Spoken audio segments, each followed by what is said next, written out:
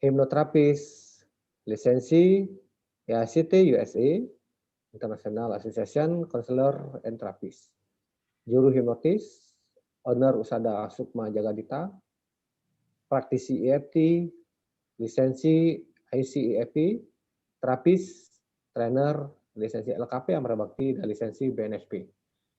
Oke, tanpa berpanjang lebar, kita silakan perkenalkan dan berikan tempat kepada beliau. Dan tentunya sebelum kita juga mulai, mungkin kita sedikit sapa-sapa ya. Saya serahkan ke Master Prabu, sapa-sapa para peserta kita. Untuk mungkin berkenalan atau dari manakah mereka hadir atau datang. Terima kasih. Saya waktu dan tempat saya persilakan kepada Master Prabu. Terima kasih, Master Sumerta. Selamat malam semua peserta online IET, pengenalan IET dan NLP. Tadi sudah diperkenalkan, saya Putulis Danayasa. Dan saya juga ingin tahu nih rekan-rekan pembelajar IET dari mana saja. Kita mulai dari sebelah kiri saya ada Bapak Begawan Sidana, silakan untuk memperkenalkan diri.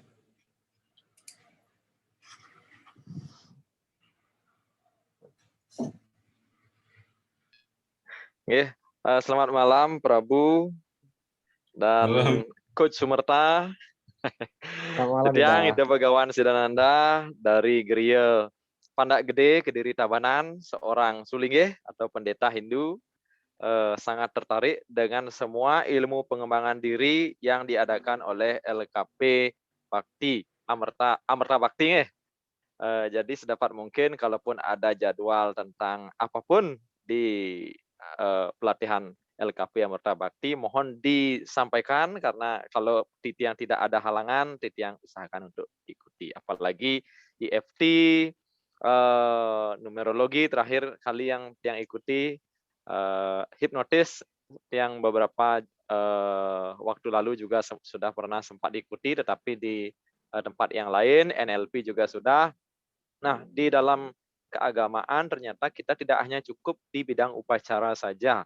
Perlu sekali kita metode pengembangan diri untuk lebih baik pelayanan Titiang, terutama pribadi untuk melayani umat lebih baik lagi.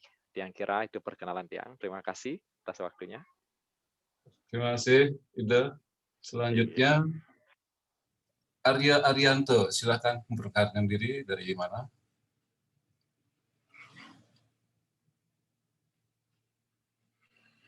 Bapak Arya. Maaf, nanti dulu Pak ya, saya masih nyetir. Mohon maaf. Oh, okay. Silakan Pak, hati-hati di jalan. Selanjutnya bisa dengan DKJ. Bapak DKJ, silakan.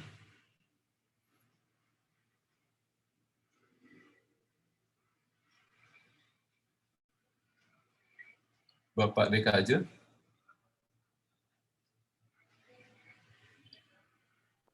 Ya. Silakan Pak. Selamat malam. Selamat malam. Bangsa yang setanah air. Saya dari daerah Gunung Agung ini. Rekan-rekan semuanya, salam kenal. Salam kenal. Salam. Ya. Terima kasih Kak J. Thank you, mungkin itu saja.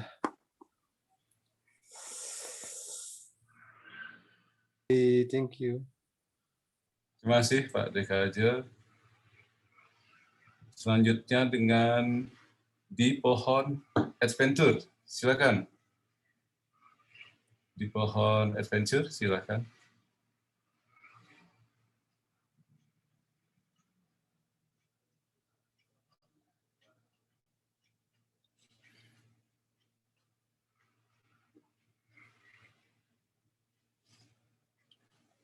Kita lewati sebentar dengan Bapak Bobi Asmara. Silakan, Pak Bobi. Baik, selamat malam. Selamat malam. Ya, teman semuanya, para pembelajar pengembangan diri. Perkenalkan, nama saya Madi Bobi Asmara. Saya asli Singaraja, tapi saya tinggal di Mengui, di Badung. Kemudian profesi saya adalah seorang pengajar, saya seorang dosen. Kemudian saya juga sekaligus adalah seorang pengusaha rumah makan.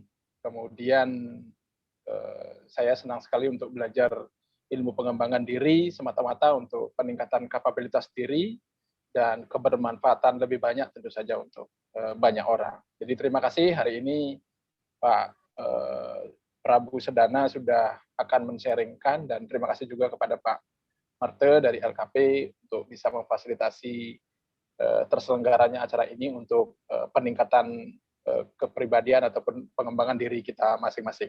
Terima kasih. Silakan. Terima kasih Pak Bobi. Selanjutnya bisa memperkenalkan diri Eka Bali. Silakan Eka Bali.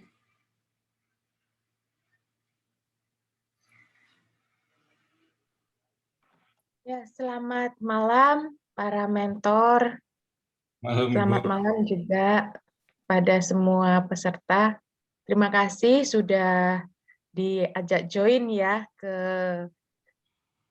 Zoom kali ini. Semoga ilmu yang disampaikan dan yang peserta terima bisa bermanfaat. Saya Eka, tinggal di daerah Tabanan, seorang ibu rumah tangga. Terima kasih, selamat malam. Terima kasih Bu Eka. Selanjutnya dengan Pak Aji James. Pak Aji, silakan.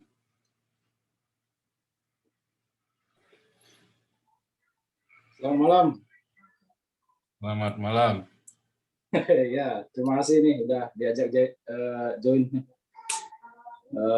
Kebetulan hari ini yang berada di kampung, jadi ya ada waktu lah untuk belajar bareng, update ilmu pada teman-teman. Ya, perkenalkan yang Aji James, yang seorang pengusaha yang notabene berada di Ubud, Gianyar. Kemungkinan nanti akan lebih sering bertemu pada para mentor. Mohon dukungan semua. Terima kasih banyak. Sama-sama. Bu Aji, terima kasih. Selanjutnya Pak Agus Eka Kurniawan, silakan. Maaf, ini Master baru masuk. Kenapa ini Master saya nggak tahu. Perkenalan tapi pun apa ini? Perkenalan. Oh, perkenalan. Iya. Iya. Perkenalkan, nama saya Kutu Agus Eka Kurniawan. Asal sekarang berada di Gianyar, Master. Oke. Gianyar. Iya. Pekerjaan PNS. Tapi malah apalagi perkenalannya saya nggak tahu misalnya. Itu aja. Bagus, oke. Dan seangkatan juga sama Master Prabu di Sejiwa. Jiwa. Iya, bagus. Iya, Master. Iya, sama-sama sarang belajar, Master. Oke, sama-sama, silakan. Oke, terima kasih. Oke, Selanjutnya terima kasih. Pak Gede Negara. Pak Gede Negara, silakan.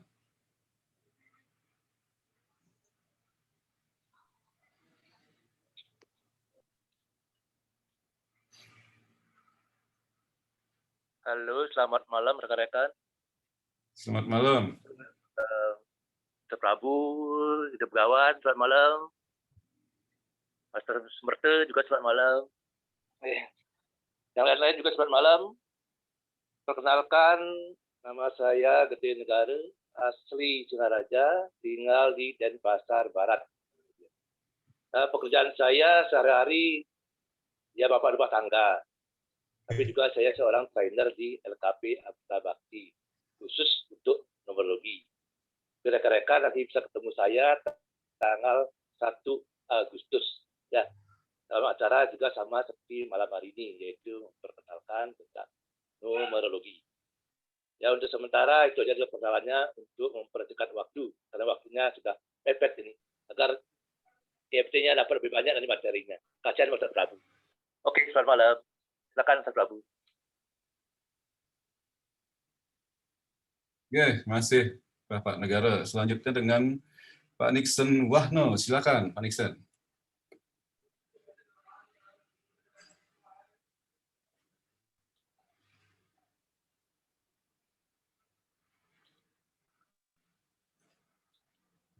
Bapak Nixon, silakan.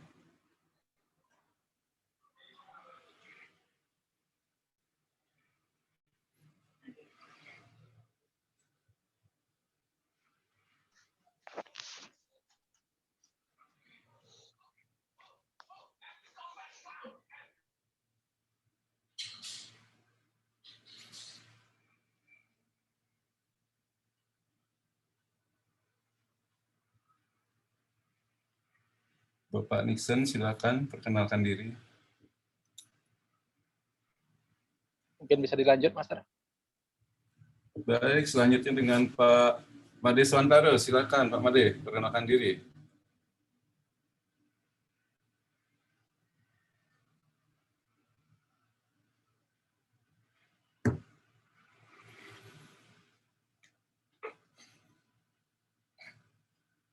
Baik, untuk perkenalan selanjutnya, ada yang belum perkenalkan diri, silakan.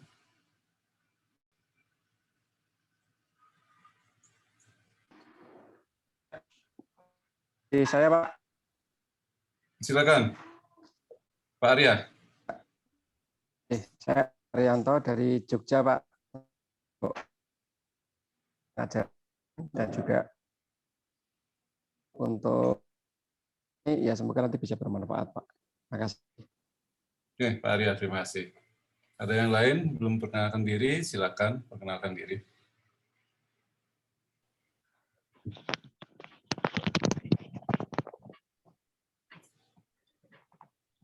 Pak Made, silakan.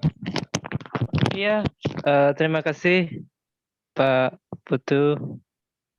Sudah bisa masuk saya? Masuk, silakan.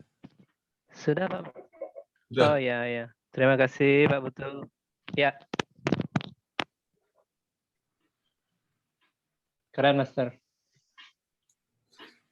Baik, kita belajar panel online IFT malam ini, kita bisa lanjut dengan share screen. Kita mulai dengan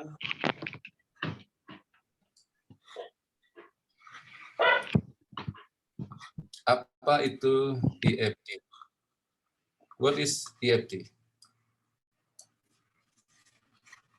IFT merupakan tools atau alat bantu. Bisa diterima share screen-nya? Bisa, Master, bisa. Bisa. Kita lanjut. IFT merupakan tool alat bantu universal digunakan di seluruh dunia oleh praktisi dalam profesi terapeutik dan masyarakat umum. Merupakan gabungan antara pendekatan timur dan barat dalam ilmu medis. Metodenya merupakan penemuan bahwa permasalahan emosi adalah ketidakseimbangan sistem energi di dalam tubuh. Jadi dalam tubuh kita ada sistem energi.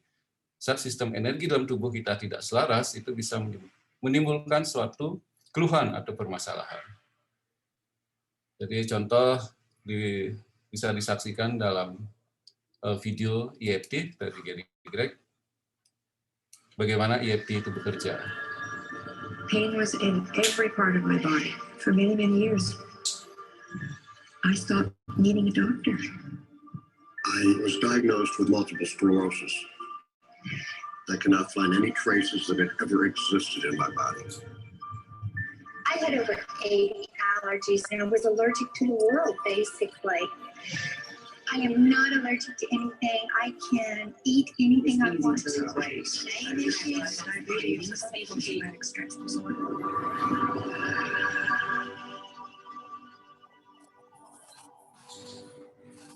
EFT stands for Emotional Freedom Techniques, and it's an emotional version of acupuncture, except we don't use needles. Instead, we address emotional issues. The emotional contributor to disease and ailments and physical things is far greater than the emphasis that's been given to it to date. All of us know intuitively that if we're carrying around angers and griefs and guilts and traumas, it shows up physically. If somebody is really angry, their stomach is tight, maybe the veins down out of their neck, their blood pressure goes up. Emotions cause physical things.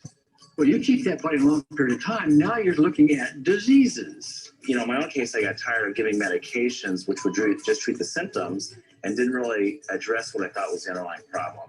EFT, on the other hand, zeroes right in on it. And I think that's why we get results where nothing else will. It's possible to clear emotional issues at a deep enough level that physical healing results. Acupuncture relies on the fact that there are subtle energies that run throughout the body called meridians. If they're not flowing well, the body's health does not do well. And what I found was something just very plain. If we stimulate meridians, tapping on them with our fingertips, it tends to balance things out. And people that would have an intense emotional issue, it would just fade. Sometimes it would happen in minutes. Once you start taking care of these emotional issues and doing it correctly and really resolving them, physical things start to subside as well. Immediately, I could control my pain levels. I cannot think of one case it did not work on a migraine. My migraine was gone. I don't have diabetes anymore. I don't have to check my blood anymore. I gave my blood meter to my sister, whose cat has diabetes because he's overweight. Taken a very ancient, very well-established process, the ancient Chinese way of going about healing. We've dusted it off, and we've added an innovation or two. And this is the new forefront to me. We're on the ground floor of this new healing high-rise. When I was 10 years old, I fell down a 25-foot hay chute and landed in a sitting position on a concrete landing. I remember my first back operation in 1971, the second one in 1972, a third one in 1979, a fourth one in 1984, a fifth one in 1992, and a sixth in 2002.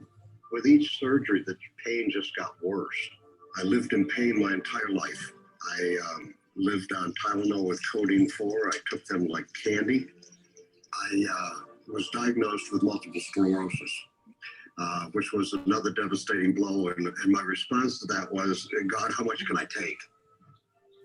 I was totally wheelchair bound for 5 years. EFT brought me out of the wheelchair, put me on arm crutches, which my doctor said would never happen. Went from arm crutches to giving up Social Security disability and returning to work. I see EFT cure things that are incurable all the time. When it comes to the MS, I'm completely cured. It's gone. It's non-existent in my body. I'm 54 and I'm doing jumping jacks now. I'm not saying by that we cure everything in a minute or two and in a session or two and so on. And some things take a lot longer than others, but we get astonishing results often. So what we're going to do today is take a finger prick of blood from a few different people. We're going to take a look at it under a dark field microscope and actually look at what their live blood looks like. A person that's healthy, their live blood will look like a clean flowing river. And a sick person clumping in just a murky swamp. Of those 6 people, 3 had blood picture that looked like there's some health issues that should be addressed. So we had those 3 people go through about 5 minutes of EFT. This anger, all this resentment. We drew their blood again, looked at it, and saw just total different blood pictures. No sign of clumping. I was speechless. When I could finally think again, I thought, I'm going to go home and just take my certificates, my degrees that took me years to just tear them up and just, let's learn about this EFT. Normally, as a nutritionist, I would have put you on 2 or 3 months of mineral supplementation, but EFT, 5 minutes. People on the outside, they look at some of the things we do as miracles, and I'm not really a miracle worker at all. Or, it's just the body will tend to heal itself if its energies are allowed to flow. The biggest thing that blocks that flow of energy is how emotional issues and past traumas are held in the body. So we're getting to the core. That's why you can use it for everything. Addiction issues. Pain issues, vision issues, chronic fatigue, fear of flying, atrial fibrillation, cravings, diabetes, diverticulitis, post-traumatic stress disorder, abundance. It's easy to lose weight, public speaking, insomnia, performing in any capacity. You can go from 0 desire to hot and ready. For the first time, I can probably say I truly and genuinely like myself, love myself, have acceptance. People ask me what kind of antidepressants I'm on, and I say EFT. I do believe anything is possible now because I've seen it. One that was really fun to do was the vision experiment I did. 75% had an improvement in your vision. I keep getting I'm not using my glasses to look at the piano music anymore. Yep. Ini lihat nih, cantik ya. Kalau anak pitin gini masnya poni ya.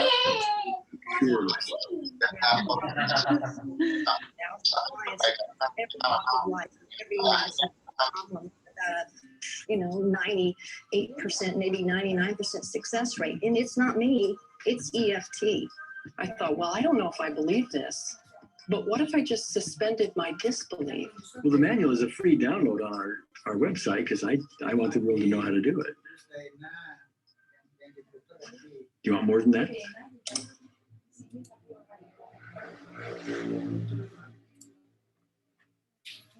Seperti tadi contoh film yang disiapkan oleh Gary Gregg, penemu EFT. Jadi seperti itu EFT bekerja. Di slide berikutnya kita bisa melihat tentang emosi negatif. Bagaimana emosi negatif itu terjadi? Energi negatif atau negatif belief itu pada otak subconscious yang tersimpan, yang menjadi masalah atau kebiasaan negatif.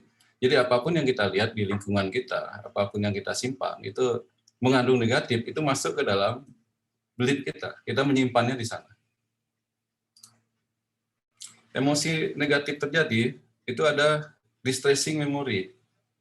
Saat ini, lingkungan negatif dan masuk ke dalam diri kita, merubah energi di dalam tubuh kita menjadi tidak selaras, masuk ke dalam body energy system, itu menyebabkan negatif emosi. Sama seperti contohnya saat kita melihat orang atau kita disapa, kamu kok tambah seksi, tambah cantik hari ini. Jadi emosi yang kita terima adalah positif. Kita menjawab dengan tersenyum. Begitu juga sebaliknya. Saat lingkungan menyebut kita, kamu kok gemuk, gendut hari ini, beda kayak yang kemarin. Itu yang kita simpan menjadi emosi negatif. Jadi muncullah negatif emotion. Seperti itu cara kerjanya emosi di dalam tubuh. Bagaimana cara kerja EFT? EFT itu bekerja memperbaiki sistem tubuh, seperti yang kita lihat tadi, yang kita tonton tadi dari videonya Gary Gregg. Itu caranya dengan tapping, tap, tap, tap. Jadi tapping direct kinetic energi. Jadi saat tapping itu membuat energi yang tidak selaras dalam tubuh kita menjadi selaras. Jadi emosi negatif dalam tubuh kita tapping itu membuat bergerak menjadi positif. Jadi apapun keluhan, masalah yang terjadi dalam diri kita, itu penyebabnya karena emosi. Kenapa emosi terjadi? Bagaimana emosi itu terjadi dan mempengaruhi kita dan fisik kita. Jadi cara melakukan EFT itu ada kalimat setup. Kalau kalimat setup skrip originalnya dari Gary Gregg, itu seperti di screen, even do I, masalahnya apa? I deeply love and accept myself. Itu yang dari Gary Gregg, skrip aslinya.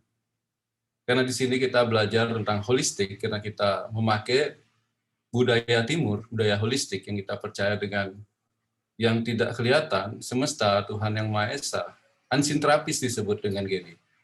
Itu ada holistic script-nya.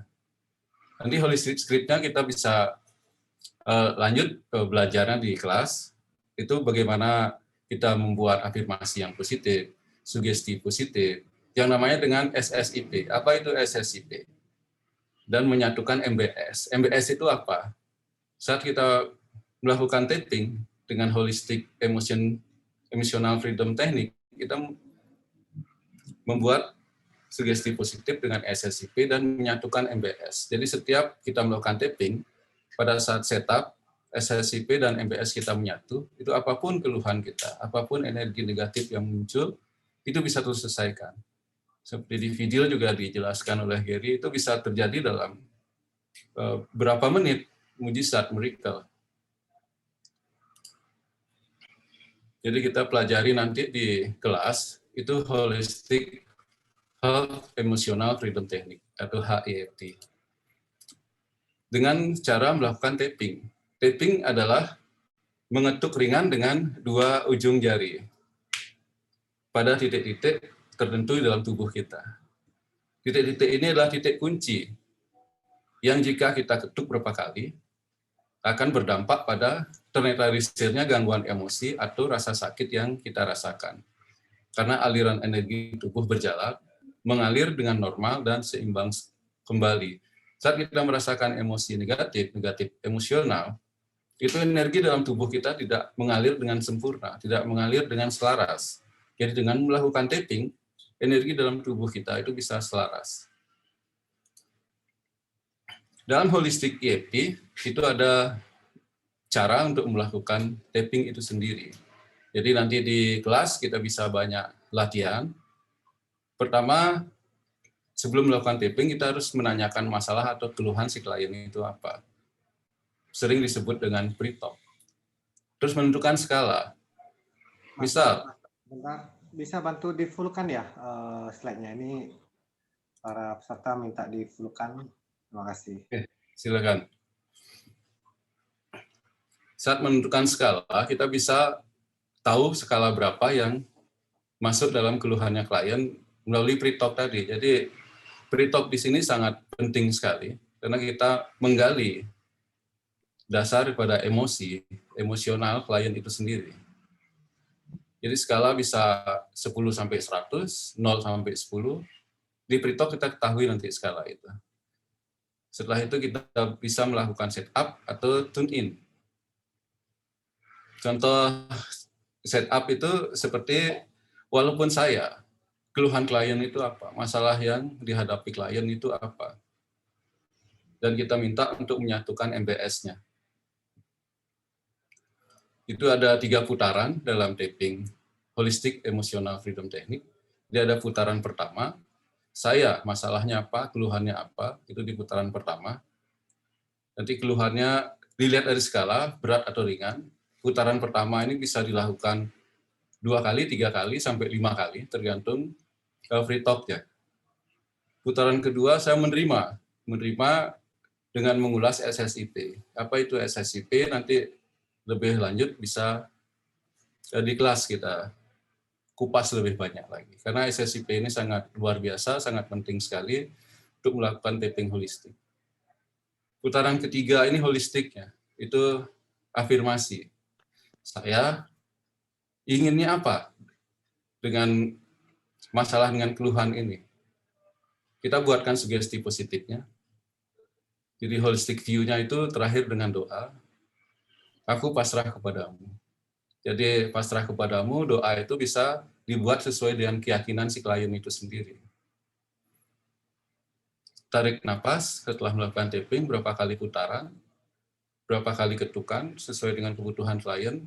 Nanti pasti pre-talk kita ketemu lebih banyak. Tarik napas yang dalam, terus rasakan perubahan itu. Jadi 1 putaran apa perubahannya, 2 putaran gimana perubahannya. Jadi skala itu tiba-tiba bisa turun drastis, bisa langsung klien merasakan energinya selaras lagi, normal lagi. Jadi keluhan atau masalah yang sempat dirasakan sebelumnya itu tiba-tiba hilang, miracle. Jadi setelah tapping, karena kita menselaraskan energi di dalam tubuh, itu ada sumbatan-sumbatan di dalam energi kita, itu dengan minum air putih, itu membantu berlancar kembali. Setelah itu kita menanyakan skala kembali. Jadi skala awal yang kita tentukan dan klien tentukan, itu berapa, itu skalanya naik apa turun. Kalau naik, apa yang kita lakukan, kalau turun, apa yang kita lakukan. Itu ada tekniknya nanti. Kalau itu naik atau turun, back to, kita kembali lagi menanyakan masalahnya, kenapa tiba-tiba naik, kenapa kok bisa turun. Jadi buat skala baru lagi, dan kita mengulang ini.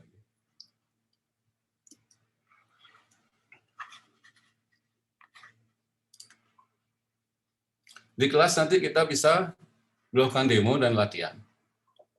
Jadi masing-masing setelah tahu bagaimana melakukan holistic emotional freedom technique, itu bisa kita demokan nanti bagaimana mengecek darah, bagaimana mengatasi fobia, kelainan seksual, seks abuse, kecanduan apa, rokok, obat-obatan, susah tidur, money magnet, yang ingin rezeki lebih banyak lagi, penghasilan lebih lancar lagi, jodoh bagi yang belum berjodoh, belum menemukan jodohnya, atau hal-hal lain nanti banyak kita bahas di dalam kelas. Jadi apapun keluhan masing-masing peserta, nanti pada saat demo dan latihan kita bisa selesaikan hari itu. Dan yang banyak ditanyakan kemarin oleh peserta dan teman-teman pembelajar IET itu tentang surrogate. Apa itu surrogate? Surrogate nanti dibahas bagaimana cara melakukan niat surrogate ini. Karena kita men-tapping diri kita untuk menselaraskan energi orang lain, menyelesaikan keluhan masalah orang lain. Tanpa orang lain itu ada di dekat kita. Jadi bisa dilakukan dengan berbeda tempat, di waktu yang sama. Kita janjian dengan klien, dengan teman, dengan saudara yang kita surrogate nanti. Jam berapa kita mulai surrogate? Karena biar bisa langsung dirasakan perubahan energi dari teman dan klien. Amplifikasi dengan meditasi. Nanti bagaimana meditasinya nanti di pas surrogate nanti dijelaskan.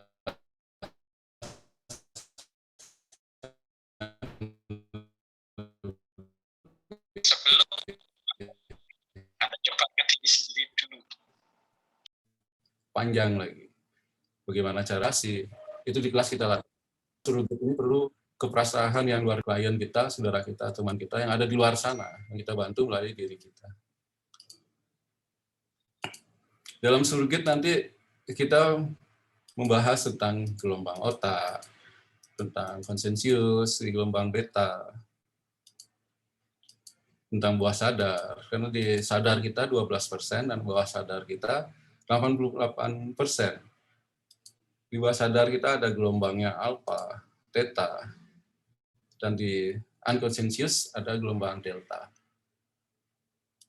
Gelombang ini pengaruh tentang kehidupan kita, dan di EFT holistik ini gelombang mana yang kita pakai. Itu tergantung nanti keluhan klien, keinginan klien tentang apa, dan keinginan tentang yang kita lakukan tentang surrogate nanti apa. Jadi gelombang otak ini nanti kita dijelaskan lebih lanjut di kelas. Apa gunanya dan kebutuhannya apa, dan gelombang mana yang kita pakai. Jadi di dalam gelombang otak di bawah sadar itu ada stres. Stres ini merupakan reaksi tubuh atas kejadian ketika otak mendeteksi adanya bahaya yang mengancam. Bagaimana mengelola stres atau manajemen stres? Otak mengaktifkan reaksi saat stres itu. Kita bisa fight, melawan, atau flight. Kita bisa kabur dari masalah itu. Kita bisa hilang, kita bisa lari. Jadi otak memilih nanti. Kita yang menentukan nanti. Tubuh mengeluarkan hormon stres juga, seperti kortisol, adrenalin, dopamine. Darah ditarik ke kaki dan ke tangan. Itu untuk mengantisipasi bahaya. Dan banyak hal stres lainnya. Why? Mengapa? Kenapa orang sakit semakin banyak dan serta tingkat kesembuhan yang tidak signifikan? Apa penyebabnya? Salah satu yang kita pelajari nanti di holistic view ini, seperti yang tadi saya jelaskan sebelumnya, tentang SSIP. Kita tahu mind itu apa, body itu apa, hubungannya dengan holistik itu nanti apa. Kembali juga dengan 3P, itu pola pikir, pola makan, dan pola hidup. Jadi semua ini mempengaruhi tentang reaksi emosi yang ada dalam diri kita. Nanti itu dibahas satu-satu, untuk lebih paham lagi. Jadi seperti itu penjelasan Emotion Freedom Technique hari ini. Good luck. Jadi saat kita mengenal Emotion Freedom Technique, Holistic Emotional Freedom Technique itu, saat kita ditanya apa kabar, kita menjawab dengan berdoa dalam diri kita sendiri, dengan sehat, sukses, bahagia. Seperti itu, rekan-rekan pembelajar IET. Saya kembalikan kepada host, Pak Murta. Silakan Pak Murta. Oke, luar biasa untuk Master Prabu Sudana untuk perkenalan Emotional Freedom Technique. Nah, sepertinya kita masih ada waktu 11 menit kita bisa buka sesi tanya jawab sekarang ya. Sebelum nanti kita lanjut ke sesi NLP, Neuro Linguistic Programming, tepat di pukul 21 WITA atau 20 WIB. Oke, mungkin yang mau sesi tanya jawab, silakan kita buka pertanyaan mengenai emotional freedom technique. Silakan.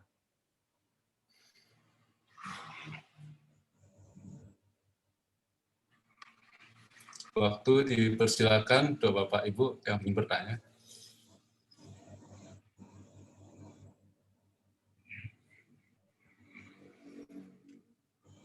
Boleh tanya, Pak? Silakan. Baik. Ya, Arya. ya, saya Arya di Jogja, Pak. Tadi kan Bapak sebut di kelas ya. Berarti nanti bagaimana Pak teknis kelasnya? Itu pertama, kemudian untuk berbiaya seperti seberapa itu yang kedua. Kemudian tadi menarik sekali sih yang dibahas tentang kita hidup sehat kan mencakup pola pikir, pola makan sama pola hidup nggak salah itu. Itu ya. bisa lebih Pak dijelaskan. Terima kasih Pak. Oke, bisa kita langsung satu-satu jawab dulu ya, karena kita siapkan waktu 10 menit. Sembari nanti selanjutnya ada yang sudah raise hand tadi adalah ide begawannya. Nah, saya bantu jawab untuk pertanyaan pertama dulu, kelas biaya teknikalnya, nah itu seperti apa. Jadi untuk yang luar kota, kita adakan via online, nah itu kurang lebih sekitar 3 sesi atau 3 hari, berturut-turut tergantung materi EFT, nah, nanti akan disiapkan. Nah, kemudian jamnya juga jam seperti sekarang, kita sesi malam, itu antara 1,5 jam sampai 2 jam. Nah, itu tergantung materinya. Nah, kemudian untuk biaya nanti kita akan share di grup ya, di grup WA. Jadi Pak Ibu yang sudah tergabung nanti kita update di sana, termasuk kelas-kelas terapan maupun kelas gratis lainnya akan kita share di sana. Nah, itu finalnya di sana. Jadi yang belum masuk ke grup bisa tadi saya share WA saya secara pribadi, itu nanti saya bantu masukkan atau saya dengan staf admin nanti akan bantu memasukkan. Selanjutnya tadi ada pertanyaan untuk Master Prabu, bisa dibantu dijawab Master Prabu untuk pola makan dan lain-lain. Baik Mas, terima kasih Pak Arya. Jadi yang pengaruhi hidup kita itu disebut dengan 3P. Jadi pola pikir, pola makan, pola hidup. Jadi pola pikir itu bagaimana kita berpikir sehari-hari. Tadi sudah disinggung sekilas tentang manajemen stres, bagaimana kita mengelola stres kita. Jadi pola makan juga seperti itu. Apa yang kita makan, itu yang menunjukkan diri kita. Dan pola hidup sehari-hari kita seperti apa? Pola hidup kita yang salah di mana? Yang menyebabkan itu salah apa? Itu nanti di Holistic EFT bisa dijelaskan kembali untuk perubahan-perubahan yang harus kita lakukan. Seperti itu Pak Arya, terima kasih.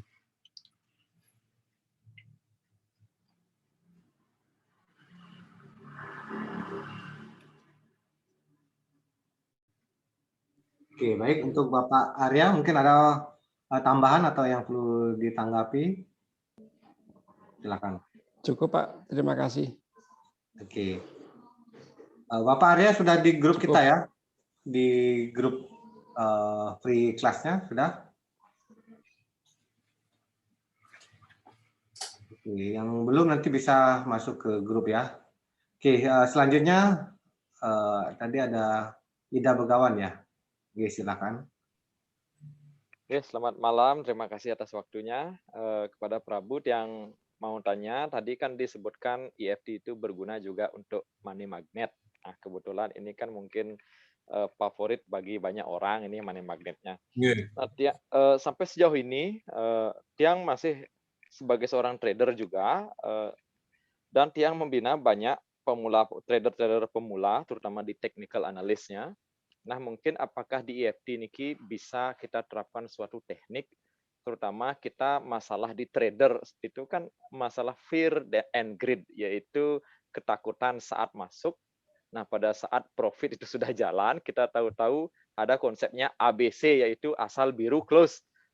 Baru sesaat sesudah profit dikit aja, kadang-kadang banyak anak-anak kita itu keburu close. Padahal sebenarnya masih kita bisa tahan sampai panjang sesuai dengan analisa teknikal yang sudah kita tetapkan.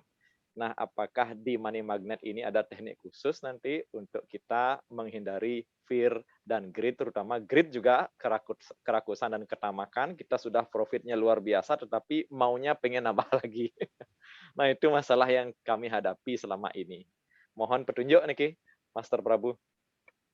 Oke, terima kasih, Bro Begawan. Jika semua bisa diatasi dengan holistic emotional freedom technique. Bagaimana mengatasi emosi negatif itu? Jadi tentang ketakutan, tentang serakah, tentang pingin lebih, itu emosi. Jadi bisa kita golongkan nanti ke emosi mana. Itu ada skalanya nanti, jadi skala berapa emosi. Emosi ini baik apa tidak? Emosi ini buruk apa tidak? Saat emosi itu sudah dilihat di skala, ini kita perlu naikkan apa turunkan seperti itu nanti. Setelah itu ketemu, baru kita melakukan tapping. Baru kita melakukan tahapan holistic emotion freedom technique tadi seperti free talk. Gitu. Jadi apapun yang dikeluhkan oleh klien, itu bisa kita ungkap banyak nanti di free talk. Itu ada rumusannya juga, seperti 5W1H, seperti gitu, seperti 3P, SSIP. Nanti di situ banyak, oh ternyata seperti ini ya, oh gini ya pola pikir yang bagus, oh harus seperti ini ya emosinya. Bagaimana mengelola stres, seperti stres manajemen, apa yang harus dilakukan. Jadi skala itu luar biasa nanti itu berlaku banget nanti. Skala berapa saya naikkan apa saya turunkan gitu. Begitu, gitu. Terima kasih. Jadi bisa diatur lewat tapping itu ya skalanya. Bisa, bisa. Siap belajar nanti. Terima kasih. Oke, baik. Terima kasih Ida dan Master Prabu.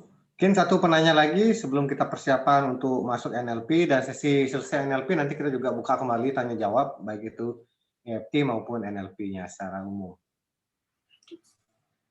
Oke, silakan Bapak Ibu. Sisa satu pertanyaan lagi. Kita ada waktu sekitar 4 menit, 3 menit. Izin nanya, Master. Oke, Master, Mas Aji. Wah, luar biasa. Silakan. Selamat malam. Selamat malam. Para peserta semua nih, pada malam ini. Saya lihat wajahnya gembira nih semua. Luar biasa.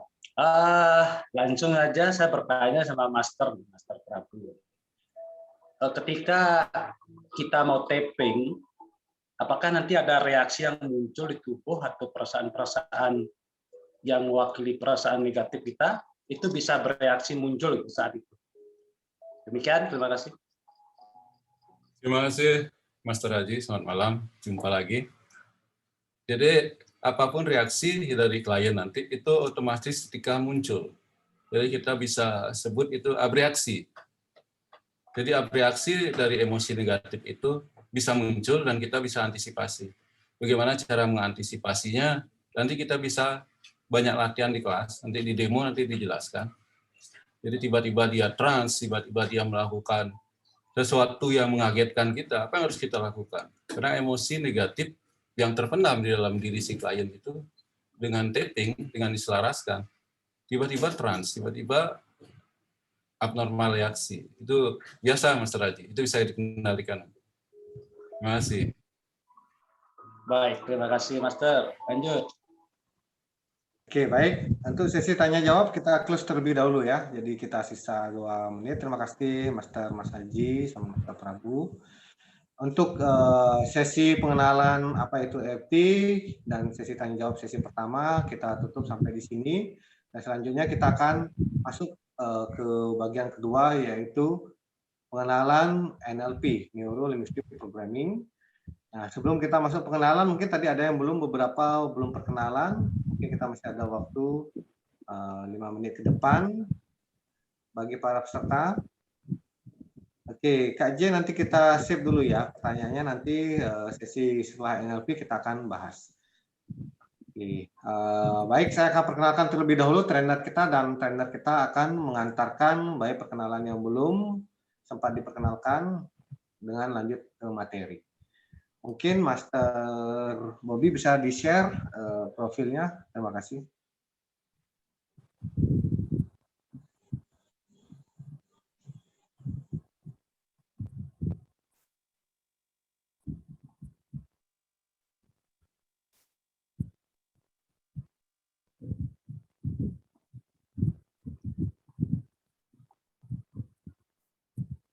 mohon dibantu Master untuk share screen-nya karena saya pakai HP. Oke, saya share dari sini ya.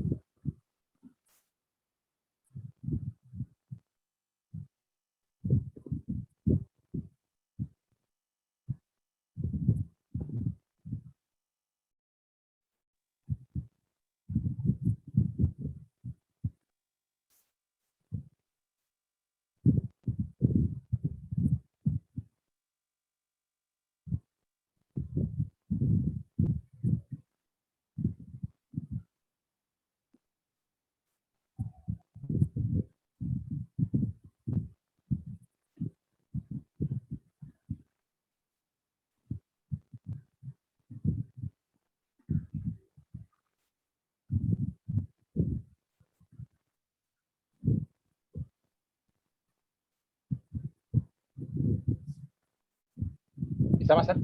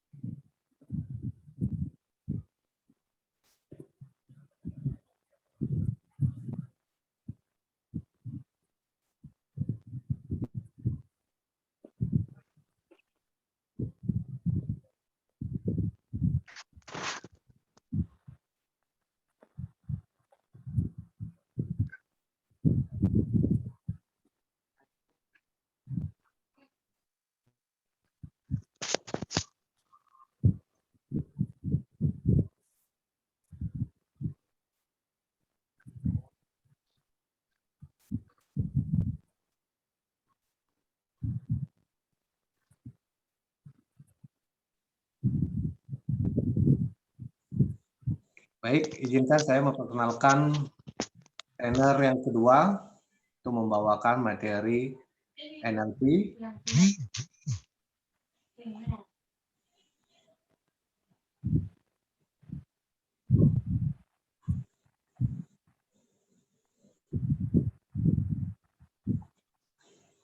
Oke, beliau adalah Master Madi Bobi Asmara, SE CBH CT NLP. Kemudian BPLP Nusa Dua, Timi Denpasar, Hotel Bali Padma Legian, kapal pesiar Holland American Line, dan beliau juga aktif di Monash Bali, seorang business owner, certified hospitality trainer ahli USA, certified trainer of NLP, certified trainer of EFT, certified business handwriting analysis, certified master hypnotist, certified advanced numerology, certified mastering ice breaking, dan certified copywriting. Beliau memiliki moto belajar dan bertumbuh setiap waktu untuk hidup lebih bermanfaat bagi banyak orang. Oke, mungkin dipandu terlebih dahulu Master Bobi untuk perkenalan yang lain. Saya bantu dari ini. Ya. Baik, terima kasih Pak Amerte. Jadi rekan kami di Amerta Bakti. Jadi selamat malam juga saya sampaikan kepada teman-teman semua, terutama di sini ada Begawan, Swastiastu Ide. Terima kasih sudah hadir dan salut juga buat teman-teman semua para pembelajar pengembangan diri ya, di mana di tengah situasi pandemi seperti ini kita bisa bertemu melalui online. Nah, dalam hal ini difasilitasi oleh LKP Amerta Bakti, dan pada malam hari ini khususnya saya sendiri, Made Bobi Asmara, tadi sudah bersama dengan rekan kami, Master Prabu Sedana, berkesempatan malam ini untuk menyampaikan materi pengenalan tentang EFT dan NLP. Oke, jadi di sesi saya dapat tugas atau senang sekali bisa menyampaikan NLP ini, teman-teman semuanya. Jadi mungkin bagi yang sudah pernah belajar, ini bisa menambah pemahaman ataupun wawasannya. Bagi yang baru pertama kali mendengar, ya bersyukurlah karena malam hari ini kita akan sama-sama men-sharingkan. Ya, jadi saya senang sekali bisa sharing kepada teman-teman semua terkait dengan NLP ini yang dewasa ini sangat bagus sekali dipergunakan di berbagai lini kehidupan. Ya, khususnya di saya sendiri, saya sebagai seorang dosen, saya pengajar keseharian, di mana saya dalam keseharian tersebut ada 25 mahasiswa, kemudian melalui ilmu NLP ini, saya kemudian relatif lebih cepat mengenali modalitas belajar daripada para mahasiswa saya. Ya, begitu saya melihat kata-kata yang dia ucapkan, begitu juga saya melihat bola matanya dia mengarah kemana kecenderungannya, itu saya cenderung lebih cepat menangkap modalitas daripada mahasiswa saya tersebut seperti apa, dan saya bisa meng-guide dia ke arah pemahamannya dia supaya lebih cepat nangkap. Nah, kurang lebih seperti itu ya ilmu NLP kalau misalnya kita praktekkan dalam keseharian, khususnya dalam pengajaran. Begitu juga misalnya bagi teman-teman yang aktif di bisnis, jadi NLP ini bisa diimplementasikan ke dalam sebuah bisnis. Ya, misalnya bertemu dengan seorang klien, baik itu dalam lobbying maupun mempengaruhi orang untuk membeli sesuatu dari kita, itu kita bisa pahami atau ikuti gerakan-gerakannya dia ya secara nonverbal seperti itu. Kemudian pahami kata-kata yang dia ucapkan atau klien ucapkan, kemudian kita bisa ikuti ya. Ada namanya metodenya nanti mirroring. Seperti itu ya. Jadi menarik sekali ilmu NLP ini yang bisa kita implementasikan sekali lagi dalam berbagai lini kehidupan. Begitu juga mungkin bagi teman-teman yang lebih banyak berkecimpung di rumah ya, sebagai seorang ibu rumah tangga ataupun bapak rumah tangga, nanti Bapak Ibu sekalian, ilmu NLP ini bisa diimplementasikan untuk melakukan hubungan lebih akrab, baik itu dengan suami, istri maupun anak-anak tentunya ya, melalui berbagai kaedah-kaedah nanti yang lebih banyak nanti kita sharingkan di kelas khusus seperti itu yang membahas tentang NLP. Nah, tadi perkenalan sudah disampaikan oleh Pak Merte. Jadi dalam keseharian sekarang ini Bapak Ibu sekalian, saya adalah seorang pengajar. Kemudian 4 tahun belakangan ini saya gandrung sekali dengan ilmu pemberdayaan diri. Ya, jadi khususnya di NLP ini ya, saya sampai di level instruktur. Baik, saya bisa dihubungi di nomor HP tersebut maupun di Facebook Bapak Ibu sekalian, dan lebih lengkapnya ada di LKP Amerta Bakti yang mungkin nanti akan di-sharingkan jikalau ada waktu, mungkin kita bisa bersama-sama belajar untuk memperdalam ilmu NLP ini. Baik, silakan dilanjutkan, Master. Mohon dibantu screen-nya. Nah,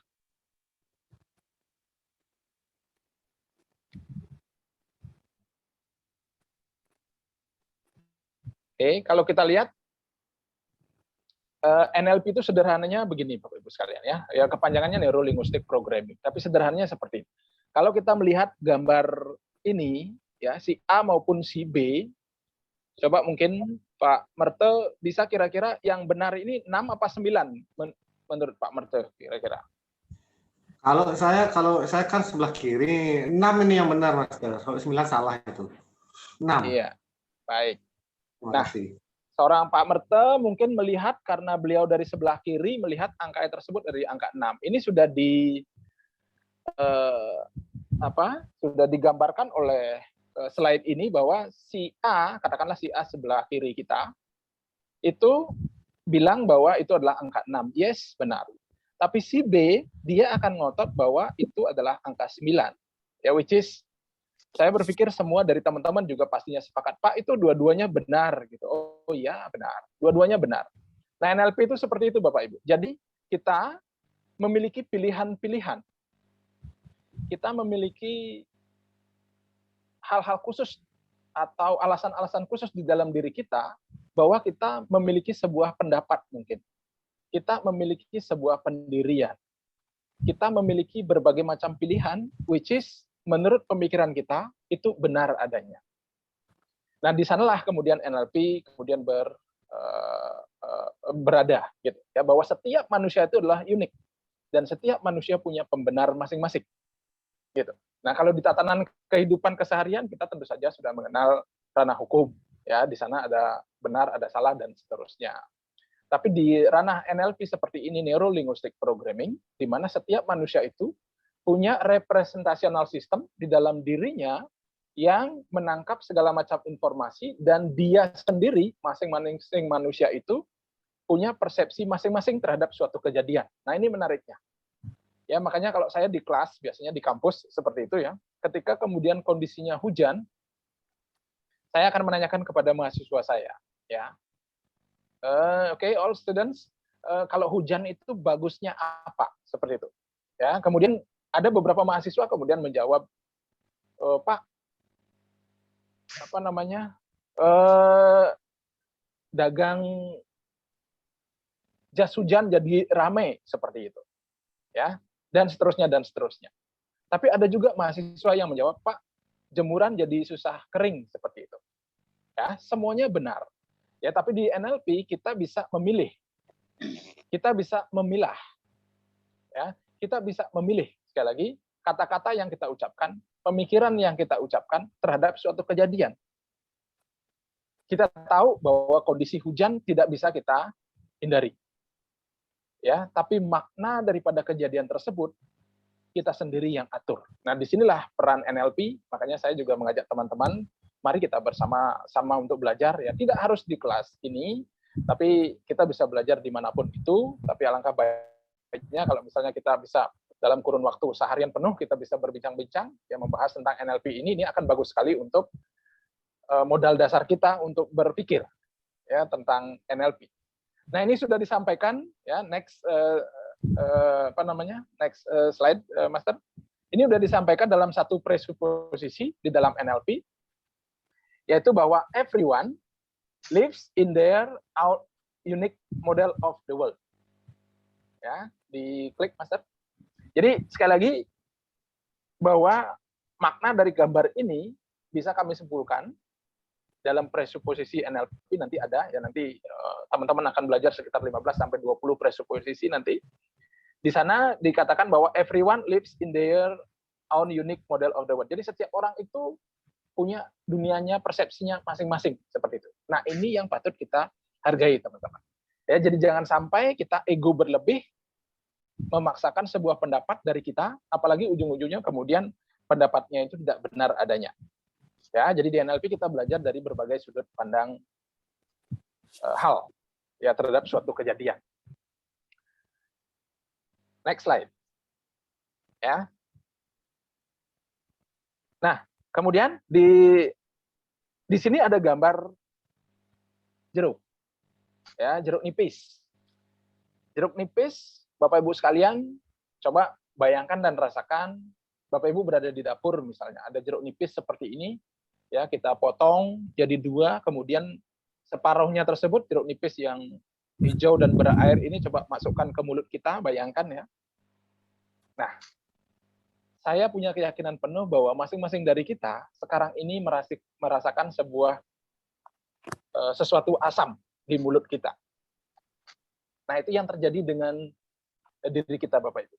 Ya, bahwa sesuatu pikiran bawah sadar kita tadi sudah dijelaskan oleh Pak Prabu, ya, di ilmu EFT, sama di ilmu NLP juga kita pakai dasar teori pikiran sadar dan pikiran bawah sadar, ya, bahwa pikiran bawah sadar kita itu menguasai 88% daripada keseharian kita. Sehingga jika kita katakanlah berpikir tentang sepotong jeruk seperti ini, kemudian kita rasakan itu di mulut kita, kemudian kita jadi merasa asam atau berliur bahkan, seperti itu. Nah, apa yang terjadi kemudian kalau sebuah kejadian itu, atau misalnya tujuan kita, tujuan hidup kita, misalnya Bapak Ibu punya tujuan hidup ingin membahagiakan orang tua, atau misalnya ingin memperbaiki tempat ibadah, gitu misalnya. Coba bayangkan dan rasakan Bapak Ibu punya tempat ibadah yang sesuai dengan Bapak Ibu inginkan. Ya, kemudian amplifikasi atau dipertebal rasa tersebut, rasa syukur Bapak Ibu bahwa sudah memiliki hal tersebut. Kemudian efek ekologis juga, efek lingkungan, ya, orang tua jadi bangga, kemudian Bapak Ibu mungkin juga punya adik, punya anak jadi bangga akan Anda bahwa Anda berhasil dalam hidup gitu misalnya, ya. Nah, itu akan menjadi sebuah kenyataan suatu saat, ya, karena bahkan si Tony Robbins juga bilang bahwa everything itu created twice, ya, jadi segala sesuatu di dunia itu ini diciptakan dua kali. Yang pertama diimajinasikan dulu, ya, berupa tujuan-tujuan tersebut, kemudian baru kita berusaha melakukannya sampai kemudian itu menjadi suatu kenyataan, seperti itu. Nah, itu NLP Bapak Ibu, ya, Neuro Linguistic Programming, bahwa dari apa yang kita rasakan, kalau tadi di slide pertama itu dari apa yang kita lihat, kemudian kita bisa merumuskan dua hal, di mana angka tersebut adalah angka 6, kemudian kalau dari sebelah kanan angka tersebut adalah angka 9, which is keduanya benar. Nah, sekarang slide ini menggambarkan bahwa sebuah perasaan dari diri kita yang kita curahkan benar-benar itu akan mempengaruhi badan kita, mempengaruhi gerakan kita, mempengaruhi pemikiran kita. Sehingga ujung-ujungnya nanti bahwa gerakan keseharian akan menimbulkan habit atau kebiasaan. Dan kebiasaan yang terus-menerus kita lakukan inilah yang akan menentukan nasib kita. Nah, di NLP lebih banyak titik beratnya di sini, Bapak Ibu. Oke, diklik sekali lagi, Master, bahwa di gambar ini menjelaskan salah satu presuposisi juga dalam NLP, which is adalah life, mind, and body are one system. Ya, yang kurang lebih saya artikan bahwa kehidupan, pikiran, dan badan ini itu menjadi satu kesatuan sistem. Apa yang kita rasakan, ya, ini akan mempengaruhi badan kita, kemudian mempengaruhi gerakan kita, mempengaruhi kebiasaan kita, dan mempengaruhi nasib kita. Seperti itu, Bapak Ibu. Ya, jadi di kelas secara khusus nanti kita akan jelaskan lebih banyak tentang berbagai macam presuposisi dalam NLP yang sangat berarti dalam kehidupan kita, Bapak Ibu. Baik, next slide-nya adalah saya akan bahas tentang what is NLP. Ya, sekali lagi karena ini kelas awal, Bapak Ibu, jadi kami tidak bisa bahas secara spesifik karena tentu saja membutuhkan waktu yang cukup, ya, karena butuh pemahaman dan praktek nanti di kelas, ya, seperti apa. Saya jelaskan secara singkat saja. NLP itu diantaranya adalah pengertiannya adalah yang pertama adalah brains manual, ya, atau tata cara menggunakan otak, tata cara menggunakan pikiran. Jadi coba bayangkan Bapak Ibu. Kalau Bapak Ibu misalnya sekarang beli mobil atau beli motor gitu. Ya, kemudian Bapak Ibu otomatis dikasih buku manualnya. Ya, sehingga kita jadi tahu yang mana untuk apa, kemudian bagaimana cara mengoperasikannya dan sebagainya. Nah, NLP ini adalah buku manual tentang otak, Bapak Ibu, buku manual tentang pikiran.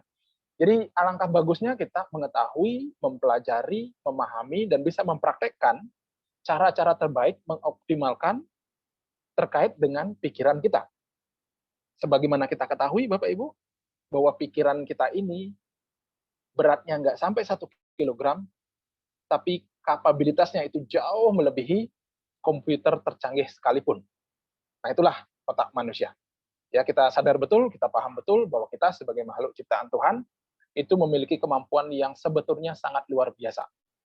Ya, tapi sayangnya lingkungan itu lebih banyak mendidik manusia itu terhadap hal-hal yang tidak memberdayakan dirinya. Seperti itu. Ya, pendidikan parenting di mana kita di budaya timur itu masih lemah sekali, kemudian lingkungan yang lebih banyak tidak mendukung terhadap kehebatan diri manusia itu juga adalah faktor-faktor yang membatasi sebagian besar orang sehingga dia tidak mencapai optimalisasi dirinya. Ya, yang sebenarnya kita bisa tahu lah dari sejarah-sejarah terdahulu bahwa manusia itu bisa berkreasi luar biasa sebetulnya. Nah, itu yang dipelajari di NLP Bapak Ibu sekalian ya, sebagai brains manual. Kemudian yang kedua adalah NLP itu adalah model komunikasi untuk mempengaruhi seseorang, Bapak Ibu. Ya, apa yang kita katakan terhadap orang lain itu bagaimana cara mengatakannya. Nah, itu dipelajari di NLP, Bapak Ibu.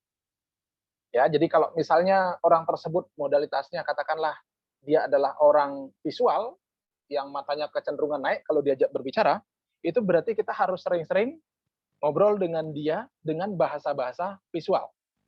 Ya, misalnya bayangkan suatu saat seperti itu.